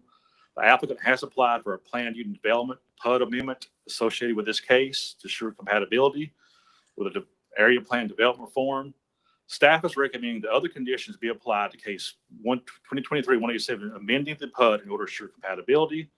So staff recommendation is to deny the applicant's request to amend these conditions, but recommends approving lifting all the conditions with exception of the following. A maximum of 229 residential units being a maximum of 62 townhome units. So staff recommends to lift all the conditions, keep this one condition here on this case, and move those conditions to the PUD. Now, the next case is the PUD amendment. This is case 2023-187. Again, this is to amend the PUD boundary. You can see that area that doesn't have the crosshatch. That is the area being amended by this PUD to add that to the PUD, as well as change this area here, this 4-acre area to C2. So it's a PUD boundary expansion and it's a revision to the road layout in the commercial area. Number of acres by this new PUD is 70. Number of units, single family units is 229. That's a density of 3.45. The applicant had 5 proposed conditions with this property. A lot of the conditions had 6, 7, 8 were related to the C2 portion of the property. Conditions 1, 2, 3, 4, and 5 were the conditions we just talked about, lifting and amending. Go to this. The current PUD, as approved, has 55 acres, has 7.6 acres of community lot area, has 148 proposed single unit residential and 63 townhomes. That's a density of 3.8. The proposed new PUD increases the number of the acres from 55 to 70.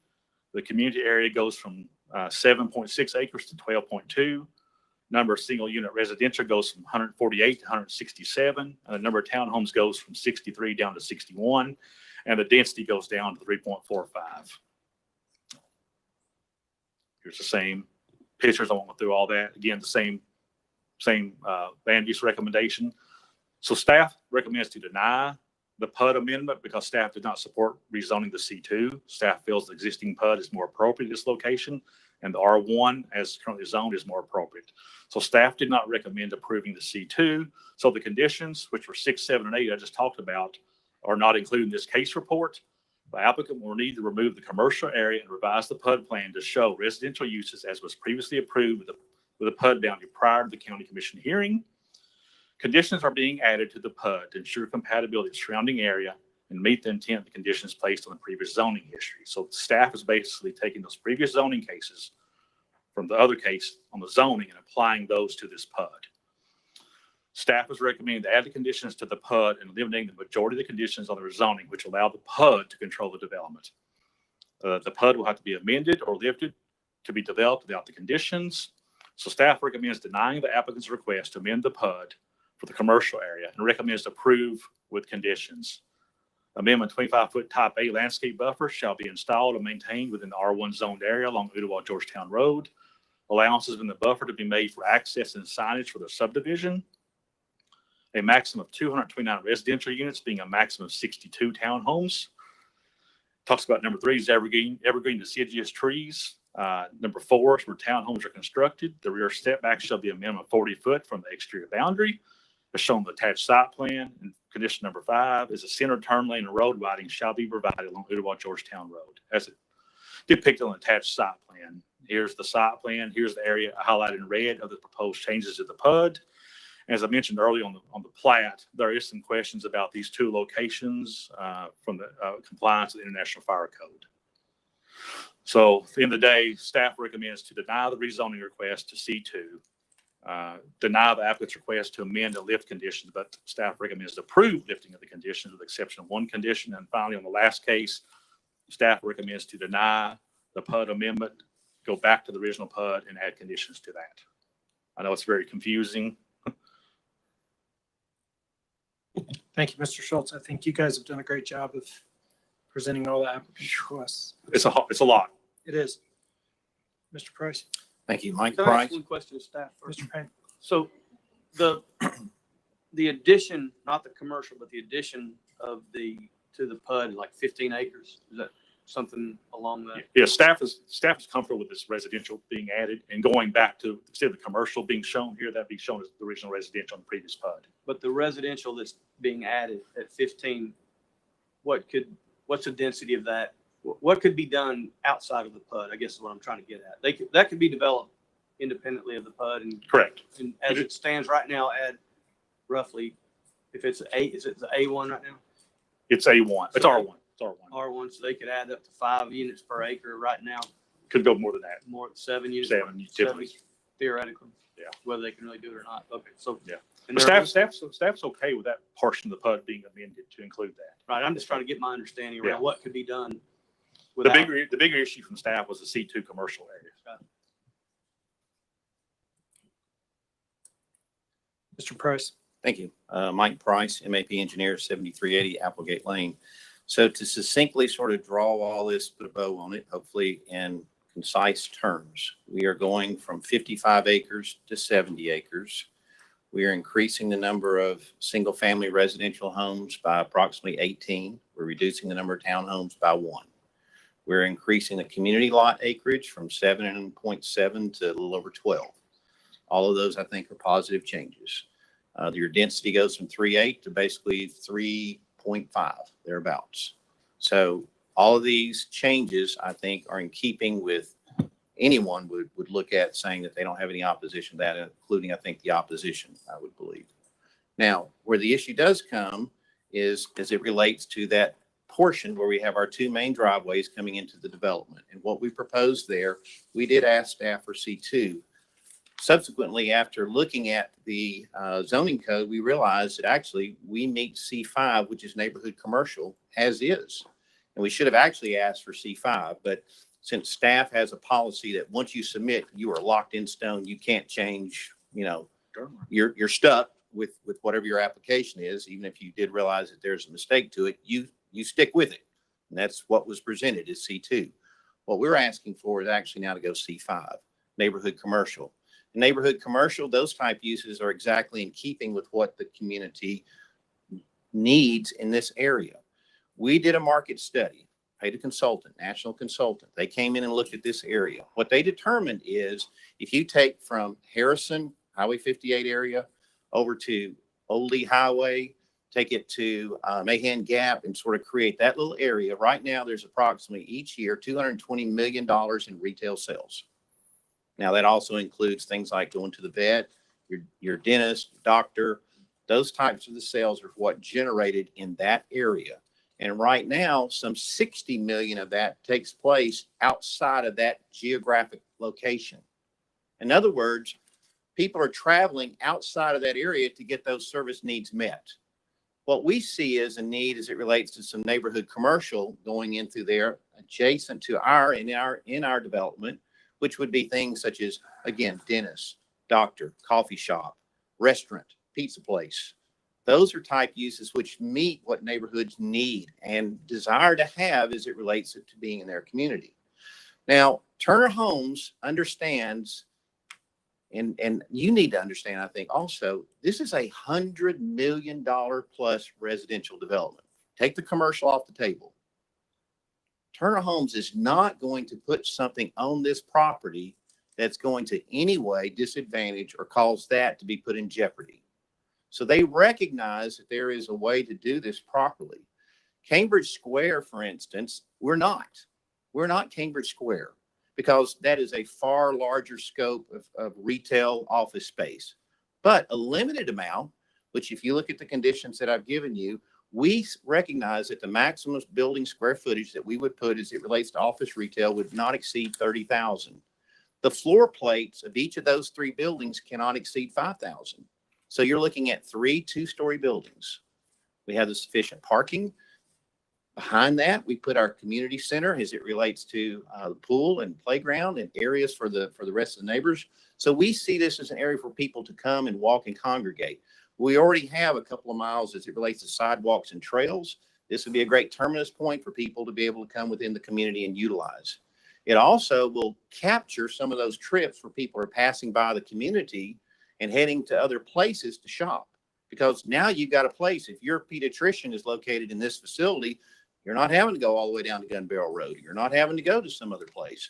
So we see this as a great opportunity as it relates to be able to capture some of that traffic, keep some of those sales in place, let people utilize what we have through there. We've given you some ideas as it relates to showing you some of the exterior look that we would be thinking about incorporating. But whatever we do, we're going to make certain that it balances and matches as it relates to what is doing with the residential in through here. So really not changing anything from the residential portion. This all really centers on the commercial. We think a C5 is an appropriate zone and use as it relates to this particular location. And we've got the necessary access. We have the road improvements that would be implemented as it relates to creating a 3-lane section all in through here. The driveways are 447 feet apart. Now, if you go by International Fire Code, this is what I want you to understand. We have 805 feet of frontage right now today. 805 feet. If I push my driveways to the furthest point, north and south, so I put those driveways some 700 feet apart. The International Fire Code says my driveways have to be 1,440 feet apart. That's ludicrous. And if you actually read the language, and if you remember when you adopted the subdivision standards, I made a statement that somebody either spent too much time in a geometry class or never had one, whoever wrote that language, because it is totally inappropriate as it relates to how one determines spacing. And I got to believe that 447 feet apart between two driveways for fire access is more than adequate. And so I hope that the county commission will actually take measures after this passes, I hope, to make an amendment to the fire code, because that needs addressing. That's a problem, the way that that code currently exists. So with this, we think this is the right move for the community, for this development, as it relates to asking for a C5 zoning with those conditions that I presented before you. Hopefully that sort of concises it down. If there's any questions, I'll be happy to answer those. Thank you, Mr. Price. Any questions? Thank you, Chairman. Thank you, Mr. Price. I agree with a lot of everything you just said, and I will be supporting your zoning request here for a C5 rather than a C2. I guess my question is how was this affect the following two cases with the proposed conditions? There was 3 that you wanted to amend. I read through those. I'm fine with those, but how does that affect what you're trying to do? So what I did was, because in reading the staff's recommendation, so there are some where it's recommending to deny, some's recommending to amend. It gets a little choppy, I guess, sort of how to try to place those going through here. So what I tried to do was just sort of take a blank slate, if you will, and start fresh in terms of what these conditions would be if it passes. And that's what I've attached and given to each of you. So those 7 conditions is what I would ask. If the commission's merits that this should be approved, those would be the conditional changes that we would have. So you're saying if your rezoning was approved and goes before the county commission, then you would want to basically start over with the proposed conditions on the other 2. Right. The conditions that I've given you incorporate both the commercial and the residential, because it's all part of the PUD. We see all of this is being part of the same PUD. So those conditions would be true for both parcels, if you will, the commercial as well as the residential.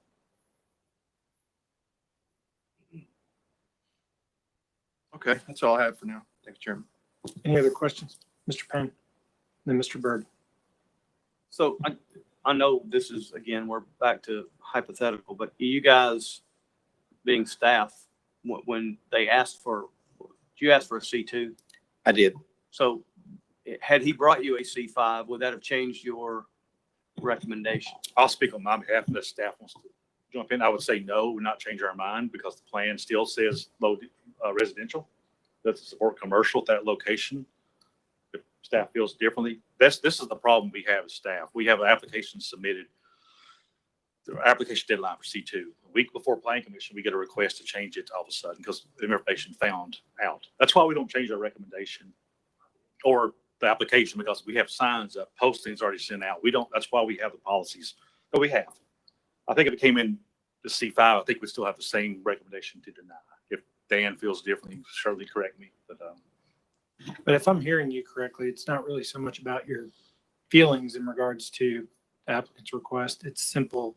Looking at the area plan says correct. Low density residential. Adjacent land uses. Any kind of commercial is not low density residential. Correct. Until we have a new plan that comes in place that gives us guidance. Should we change that? Should we introduce commercial uses at this location? We don't have anything else to go with. But in all fairness, that's what planning commission's for. Correct. Otherwise, staff would just be able to take an area plan and approve or not approve. Correct. And that's why we bring these things to you guys for the new policy, if you will. Yeah. And I think Mr. Byrd, sorry.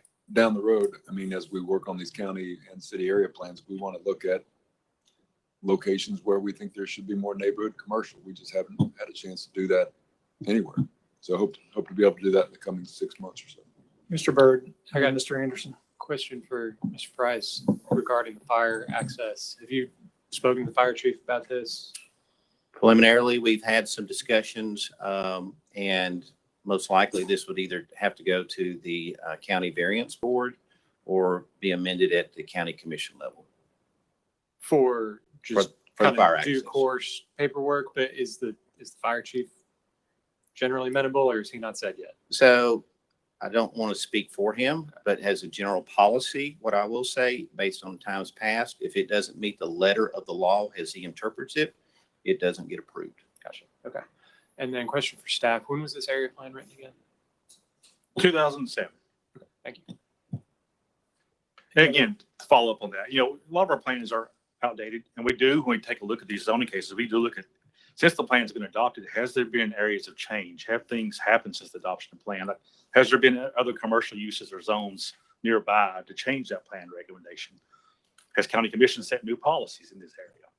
So it's just not the plan. There's other things we look at in terms of zoning.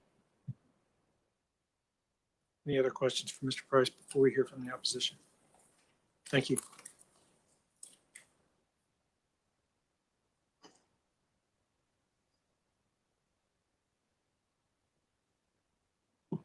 Kim Helton, 8618 Snow Hill Road. I might not have enough. There's two different ones there.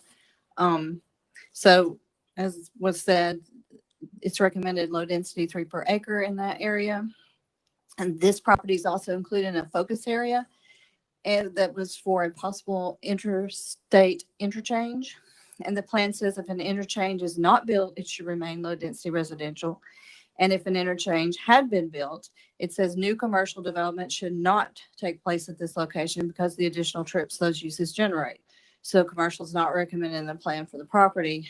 There is no C2 zoning in the area, so this would be spot zoning. We disagree with Mr. Price. This doesn't meet the C5 zoning. The C5 zoning says that 2-story buildings shall not exceed 6,000 gross square feet of floor area. Floor area would include both floors. The 3 buildings are 8,800 square feet, 9,900 square feet, and 10,000 square feet. So they all exceed it by quite a bit, almost double in one. The C5 zone is required to be located primarily to serve on arterial or collector streets, and all businesses developed shall be situated on site as to offer convenient egress and ingress from such streets. The 2 entrances to the C2 zone are from the 2 local roads of the subdivision. So they are not from Ooltewah Georgetown Road. So you have to turn onto the local road and then turn again. And you will be fighting with the traffic in the subdivision that's trying to get in and out as well. It says there should be a minimum yard depth of 25 feet along all public streets or right of ways. They don't have a 25-foot yard on the areas next to the local roads. There was a request in 2017 for C2's rezoning on a piece of property that was 1,600 feet to the south where the traffic circle is today. Then there was no traffic circle in that location. It was where 3 different roads intersected, and it was recommended denial by the staff, the planning commission, and the county commission denied it. Having C2 zoning in this area would set a precedent, and that was part of what they said in the 2017 staff report for the C2 zoning for the property that was denied. It was also increased the traffic. There were lighting concerns as well. So all these things were cited when that was denied. As it was said, the adopted fire code regulations say the distance between the roads should be a certain distance. It's been said that fire code safety regulations of that sort have been written in blood because normally a tragedy has to occur for them to decide to write something like that. So I disagree. I don't think that that was something that somebody just decided to sit down and do. I think more than likely it was based on something that happened that they didn't want to happen again. Those 2 entrances are only 350 feet apart if you look at the measurements on the C2 zoning. The applicant completed a market study to see how much money could be made, but did not complete a traffic study to see what it would do to the traffic. The traffic in the area is already excruciating. People report it taking 15 minutes to go 1 mile. So the traffic is already really bad there. He does not propose any right turn lanes, but one of the examples given was a coffee shop. people would stop at a coffee shop on their way to work. So it would be a need for right turn lanes there. Whatever is put there will draw traffic to the area. It might take some people off the road for a few minutes, but it's also going to, if somebody, doctor or dentist or veterinarian moves to this location, then it's going to draw people to this area that normally would not have come to this area to begin with. So it's going to increase the traffic even further. There's already homes being built across the road. With the homes that are being built, the C2 zoning, and the homes across the road in that small little area of about 1,200 square feet between all that, you're going to add possibly over 3,000 trips per day. And this is situated between the traffic circle and the school, right in between those two. The first entrance to the PUD is located right where the dedicated left turn lane for the subdivision across the road begins. So that's going to be turned into a two-way. So that looks like it's going to be, people trying to get in that one little area to go and turn two different places. That's, looks like a potential for traffic accidents. And so let me see if I've covered everything. Sorry. So we don't, as far as we can see here, it does not meet the C5 zoning. The C2 zoning was denied 1,600 feet away in 2017, and it doesn't meet the fire code regulations. So we, in our area, we enjoy going to Cambridge Square. We enjoy going over to that area because that area is located with the road infrastructure to support it. This is not. There's no road infrastructure to support it. All they're doing is putting it off of two local roads that have no other outlets.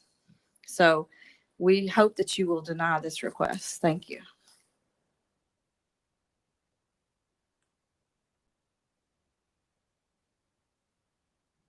Hello, Angela Hasbrook, 8614 Rosada Drive. I actually butt up to where he's going to be starting this project. And everything that she touched on is correct. We would, within our neighborhood, we've talked about this several times. Traffic is terrible there as it is right now. You can't go left out of our neighborhood. You got to go right and around the circle to go left. So, so I would deny even the commercial part of it, but it's very bad. And when there's an accident, even on that street, you wait there for a couple hours. We just had one 2 months ago, I think, over by the high school. So traffic alone, of course, I agree with the fire chief himself. So I do have one question on the 8526 Rosada Drive.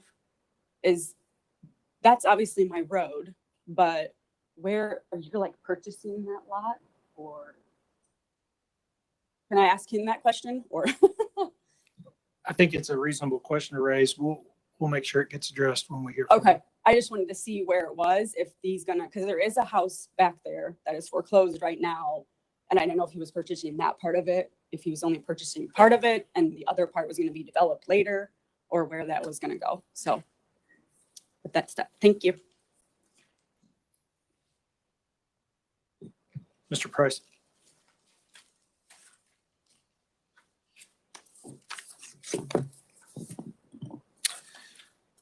So let me address a couple of items as it relates to opposition. One is that, and staff can correct me if I'm wrong, but C5, we do meet the C5 guidelines as it relates to the proposed development, and the floor plate 5,000 square feet is just the area where the building sits. So with what we're showing, buildings under 10,000 square feet and floor plate 5,000 square feet or less, I believe that does meet the requirements of C5.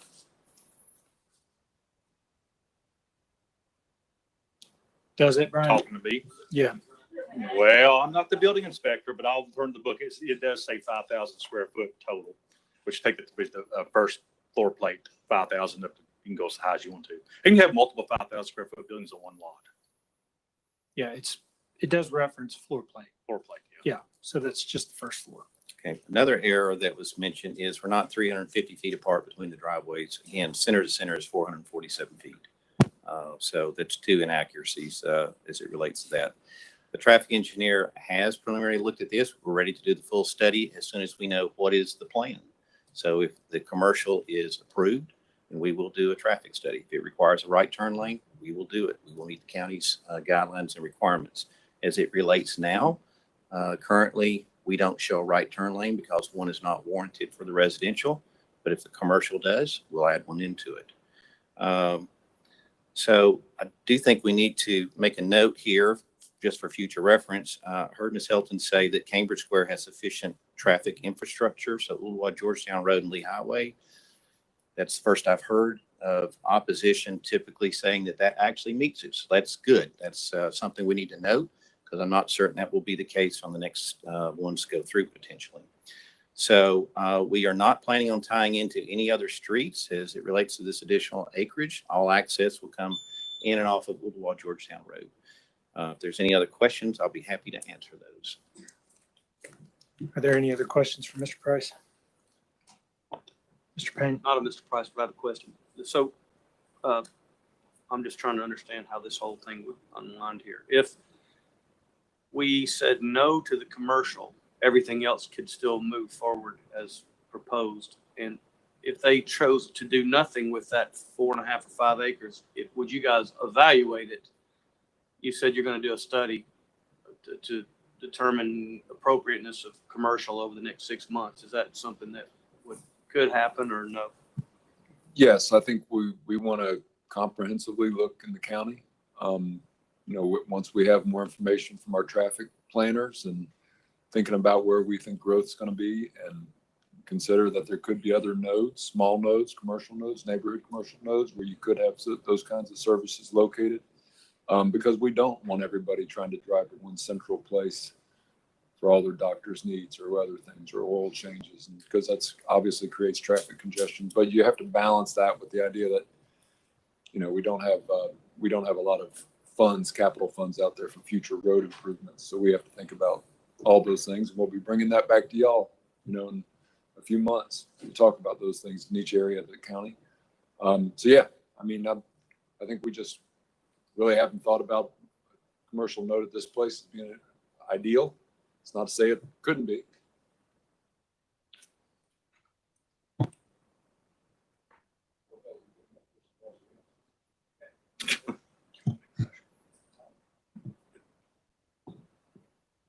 Thank you, Chairman. I'm going to be case specific here since we're talking about 3 different ones. For 2023-0189, I'd like to make a motion to approve changing the C2 to a C5 district. We have a motion to approve and it has been properly seconded. Any discussion? All in favor say. I was going to ask, is that with conditions? Because I'll be honest, these conditions that Mr. Price said, they are, it's mixed up between R1 and C2. I'm not really sure. If I might, and I realize it's a little out of order of sorts, if you approve, if the commission decides to approve the C5, you can approve C5 without conditions. Then you can approve the PUD with the C5 included with all those conditions, and then everything is still put on top as it relates to the conditions as I would see it. Correct. Chairman, that was my intention. Yes. We have a motion that has been seconded. Any discussion? Mr. Roth. Thank you, Mr. Chairman. In the Mr. Price's proposed zoning conditions, there is one pertaining to the C5, which was the allowance of clubhouse for residential development. Is that allowed normally under C5, or would that have to be a special condition if they try to do a clubhouse within the C5? I'll have to look on that. I'm not sure. Clubhouse for the residential development that wouldn't have any commercial use. It'd be. But I think it's. I would assume that doesn't have to be in C5. It could be in residential. I assume. C5 does not specifically mention this. The county specifically mentions the uses that are allowed. Does not mention the clubhouse. So that's restaurants, offices, commercial nurseries, retail, dwellings, single-family, two-family, multifamily. I mean, a clubhouse doesn't have a resident, I mean, doesn't have a commercial intent, I assume. It's not under the prohibited uses either. So to me, it seems like whether you put it in an R1 or you put it under the C5, it's still, it's okay. If staff determines that by the time we get to county commission, then we can certainly do that, yes. Well, we need to talk to codes enforcement or buildings because we don't interpret this, but it says it has prohibited uses. And it says in general, any use or structure not of nature permitted under principal uses. When you read those, is not permitted. So I don't know. That's the danger on the fly looking at these conditions. So buyer beware. Yes, understand. We have a Yeah, I'm just motion. saying it was specific in here, and now we're going forward with something without any conditions or specifics. I'm just wondering. Well, And the the reason I understanding added is it, that- Go ahead. the reason I added it is I did not want that to then be used as a way or a means to say, oh, you didn't list it, so you can't use that as a use. So I added it in there just to cover the base. And again, I think we've got time to figure that out between now and county commission. Any other discussion? All in favor, say aye. Any opposed? Motion carries. Next case is 2023-0188. What's the will of the commission?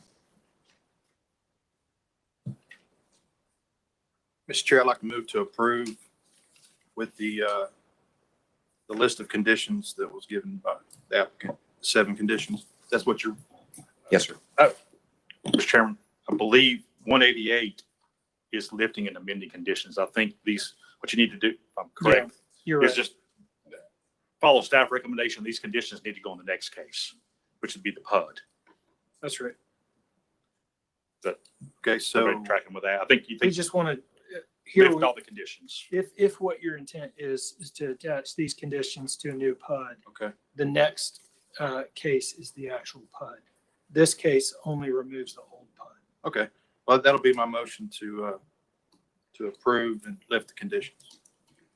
Is that what we're? Yeah, that's right. The Yes. staff recommendation. Yep. Yes. Okay, we have a motion and it has been seconded. Any discussion? All in favor, say aye. Any opposed? Motion carries. And then last but not least, 2023-0187 is the new PUD where if we were going to have conditions, they would need to be attached. Correct. Yeah, I'll make the motion to approve the new PUD with the 7 conditions given by the applicant. We have a motion to approve the PUD request with conditions that we've been supplied by the applicant here. It has been properly seconded. Any discussion? All in favor, say aye. Any opposed? Motion carries. Thank you very much. Thank you. Yeah. Next case has been withdrawn, which was the mandatory referral for 2023-0191. Next on our agenda is amendments and resolutions. The first of which is a resolution to amend the City of Lakeside zoning regulations for home occupations, commercial landscaping requirements, mixed-use district provisions, and to establish a Board of Zoning Appeals. Is there anybody in opposition to the resolution? Mr. Chairman, we do have the city manager here, Kirsten Acuff is here. If you have any questions related to the City of Lakeside. I'm assuming you've brought this resolution. I did, yes. Okay. This is in partnership with the Southeast Tennessee Development District, who helps us with everyday planning. Our zoning ordinance has not been updated in 15 years. I came to Lakeside last year and realized very quickly that a lot of the sections are outdated. So we're slowly moving through the process. You'll see me here more regularly in the next year. Hopefully, this is just our first stab at it. We have a motion to approve. It has been seconded. We have one question, Councilman Woodford. Thank you. Ms. Acuff, what is the process you're going to use to establish, I guess, your own Board of Zoning Appeals? Correct. So we're following state law with this new amendment. Previously, our city commission had been appointed to the Board of Zoning Appeals, which seems to be not legal anymore. So we are going to solicit applications from our residents to have a 3-member board. 3-member board. Yes, correct. That's my biggest question. Yeah, per the size of our town, that's all we're required to do. Makes sense. All right. Thank you. You're welcome. Any other discussion? All in favor, say aye. Any Thank you. opposed? Motion carries. Thank you. And the next resolution is to adopt Chattanooga City Code Part 2, Chapter 38, zoning ordinance. And this is a new zoning regulation. Is there any opposition present? Okay. If you're here and you'd like to comment on this resolution, please raise your hand.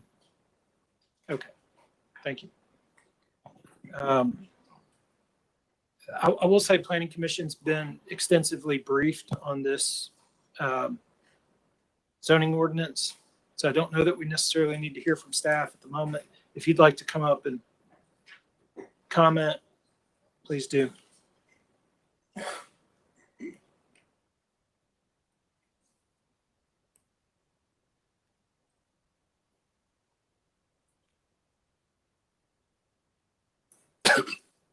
My name is William Smith. I'm a resident at 913 Park Avenue.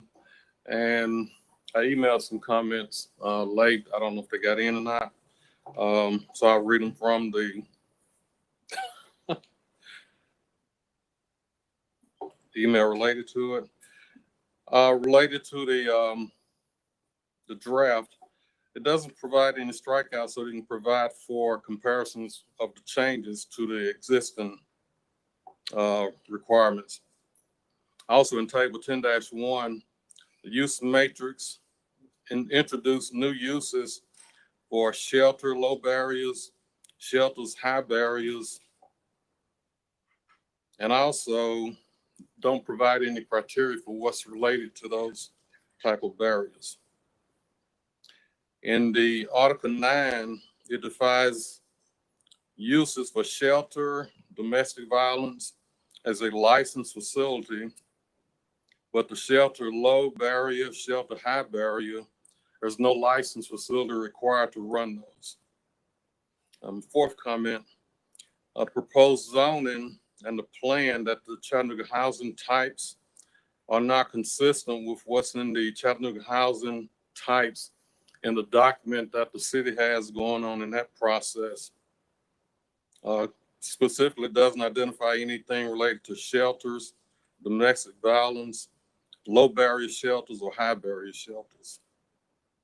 And the last comment is related to, in the preamble to the comments, it says that the draft should identify conflicts with other chapters of the city code, identify additional zoning tools to address specific community needs, including commercial design overlay zones. It doesn't do that clearly because you don't see what's being changed versus what was there already. Thank you. Thank you. Good afternoon, Justin Turson, Chattanooga Neighborhood Enterprise, 1250 Chestnut Street. First, I want to commend that this has been a long time coming, and we're glad to see the hard work that's come into it. But I did want to point out that a C&E works to do infill missing middle housing in the downtown area, that there are some small changes that create large problems for these type of infill projects. And we would encourage you to look at the interior parking lot landscaping requirements, additional requirements of additional bulb outs, lose a single lot, may lose a single parking space, 2, 3, 4, which on an infill project can kill a project. Buffer yards, the difference between a 10-foot and an 8-foot and a 5-foot landscape buffer, particularly the new type D style, being an 8-foot instead of a 5-foot. That 3-foot may not be much of a difference, but when you start looking at an infill lot, it can create a significant amount of difference. The use of on-street spaces. Traditionally, we've been able to count on-street spaces, and I may be misinterpreting this, but my understanding is that the new one would not allow us to count on-street spaces as part of our development in the downtown areas. And then the last one is We had several of y'all come out, and we appreciate it to see our cottage court development. Appreciate those of you who were able to make it out. But based on these new standards, particularly the 15-foot buffer requirement, the max impervious surface, and the common area of 3,000 square foot, that would be illegal today in this code. The last comment I'd also point out is traditionally C&E has built 35 to 40 foot wide lots to build smaller starter homes. In the 1970s, we used to build starter homes as defined as 1,400 square feet. 70% of what we built were starter homes. Today, less than 17% of what we build in terms of single family detached housing is over that. So encouraging in the urban core, particularly smaller lots of 40 feet wide or 35 feet wide would enable that from an affordable housing point of view. But thank you for your time. If you have any questions. Thank you, Justin. I have a question with the staff from what he just asked, because this is, I want you to listen to this and make sure that I'm hearing this right. Because what I have asked is that what you just said is, if you did it today, it's legal, and if this passes, it would no longer be legal. And my understanding is that is not correct. My understanding is if you can do it today, if we pass this, you can do it tomorrow, right, Dan? If I'm hearing what his reference was, the cottage court project, which took a few variances and some other things, that couldn't be done before, and it still couldn't be done under the new proposal. It's not changing. It's not changing, but I think I heard him say prior to that, some of the infill lots that you're doing that would be legal today, not legal tomorrow, and that is inaccurate. So I would like Justin to submit his comments, because I mean, I'm sure there's some good points in there, and he may have, I'm not sure if that was in the previous comments, but if he could put them in writing, that would be helpful, because clearly we want through this process to try to give as much consideration as we can to lots of different ways of accommodating more housing, affordable, or not. We definitely have the intent to create more housing opportunities that are affordable, but in general, we're trying to make the availability of more housing too. But in terms of vested rights, nothing's going to change. If you had a right to develop a project under your current zoning, this is not going to change it. Now, there could have been something that previously was allowed that we've tweaked in some way, it might not be allowed in a future case. That's parking, on-street parking be allowed to count in this project? That's a good question. And I think that's one that I don't recall in the rules. Brian and Karen might have how we might have addressed that. We originally did not have the urban overlay zone. Some of that's coming from, I think, the urban overlay zone.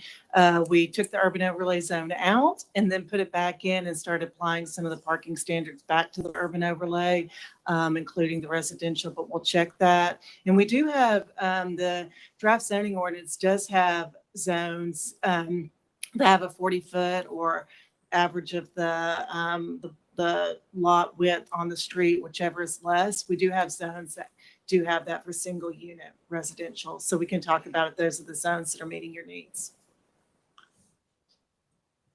The one other thing I just say to the prior gentleman's comments, there was really no way to we might even have a red line copy, but it'll be almost of no use to anyone. Yeah. Because it's just a completely new ordinance. And so just trying to figure out what was struck and what's still around, it's a pretty much a new code, which was the intention.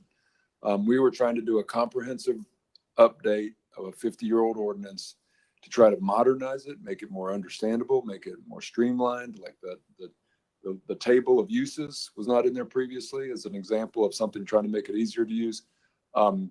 I do want to say that the staff, and not just planning staff, other department staff have done a lot of great work and sitting through a lot of meetings. And so I really do think this is a great day today that we're going to be able to forward a document to council, which I do believe will make housing, at least more options for more different types of housing and more varied costs of housing, both rental and fee simple. So Thank you, Dan. I agree. It has been a long time coming. Are there any more comments that need to be made? Because my understanding is that we're going to make some comments here today. Those comments are going to be taken into consideration moving forward, but the general plan is not necessarily to change what's in front of us today, but to make those comments. Mr. Berg. I just have one quick question about section 12.3.A, talking about areas that are exempt from parking minimums. And there are some areas that are currently exempt from parking minimums that I do not see here. most notably the Bend and the Chestnut Street. The new Chestnut Street area only has parking minimums relative to the stadium. Is the intent of this draft to change those requirements, or was that just? No, the form-based code will be worked in here with the requirements as is for the Bend and the Chestnut ultimately, which So those are not that's changing. written into the language of those form-based code context Right. here and zones. So It just seemed odd to me that. yes, some so of the those are form-based being, code those are being areas worked and amended into form-based code kind of as of right now. And then this is separate from that. But if we need to make a reference to make that clear, we can. And in the resolution specifically says we're not amending form-based code. I think it would be helpful. I don't think we need to do it on the floor right now, but just strike those, just say form-based code is regulated under a separate document and not outline that specifically to say, because it's confusing to call out certain zones as being exempt from parking, but it's not a complete list. And it's not even under the control of this document. It's under the control of a separate document. So just push it aside. Great. Yeah, thank you. Thank you. Are there any other comments? I'd entertain a motion. Councilman Ledford and Mr. Anderson. You know what? I'll defer to Mr. Anderson and wrap up. Okay, then I retract my. So, thanks, Dan, for mentioning council. Obviously, this will, regardless of what the vote is today, move on to this, into the universe of city council. So I want to make sure, and my email has been inundated with concerns from industry leaders, our partners out there, and your voices will be heard. There will be a process where we cross our T's, we will dot our I's. Council's not going to vote on something they are not, number one, do not understand. Number two, do not support, no matter who's pushing it or for any other underlying reason. I want to ensure you of that because I've been, in past experience, have seen processes fall short of meeting those goals. Per legal, we have to have a public hearing. We are planning to have a work session. We are planning on unveiling this into the public realm for open discussion, and that's the way it should be done. So what I really want to stress is to my industry leaders, who a lot of you do this for a living, and that's why you're up here, is your input is extremely valuable. Do not stop, please. Do not stop. Become part of the conversation as we move forward. And I promise you that will make this a change that is not only embraced, but we need to make sure folks understand. And yes, this has been a long time coming. We've been fighting old land use plans. We've been fighting zoning. I mean, for years and years and years, it's the same story over and over again. So I think this is an opportunity. But like I said, whatever happens here on the vote, rest assured that City Council will do its due diligence, and I will make that pledge to you. And we will make sure that your voices are heard, and we will work in conjunction with the community and with stakeholders. Thank you.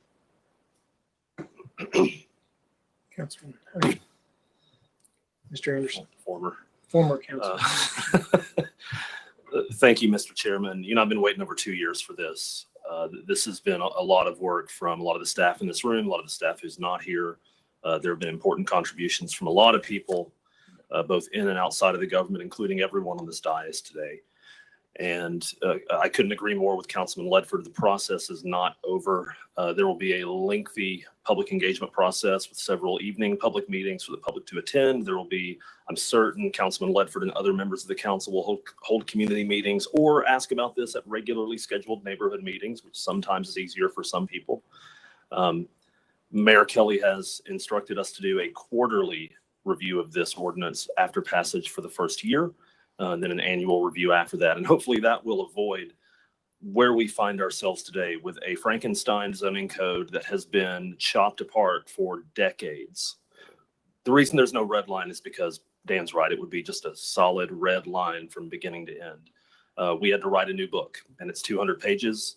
And it would be very easy for any of us, certainly me, to pick out one or two things that we want to see changed in it today. But if we slow down the process for that, we'll all be at the end of our terms and we won't have a document completed.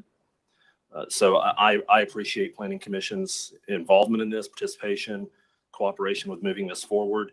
And now we look forward to a lengthy process for several months at City Council where these additional concerns can be heard, and we can have a zoning code that supports affordable housing rather than as an impediment to it.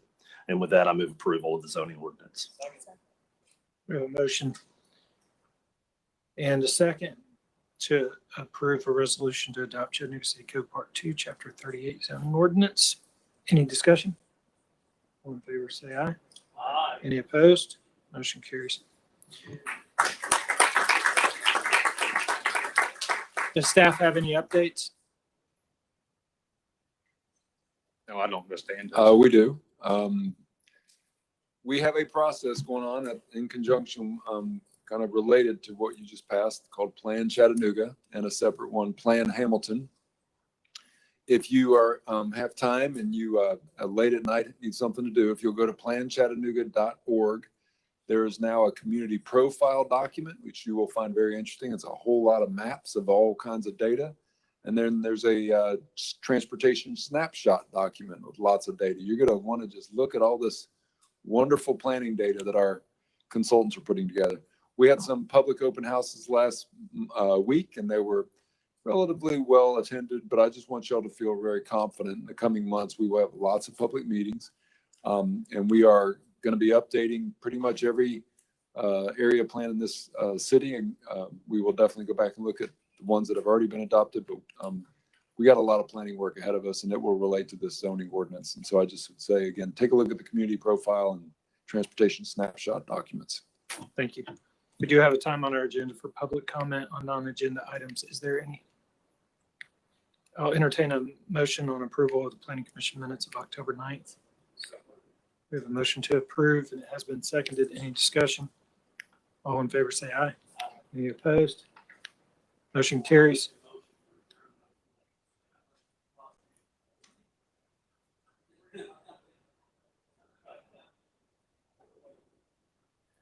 Now can you make your motion?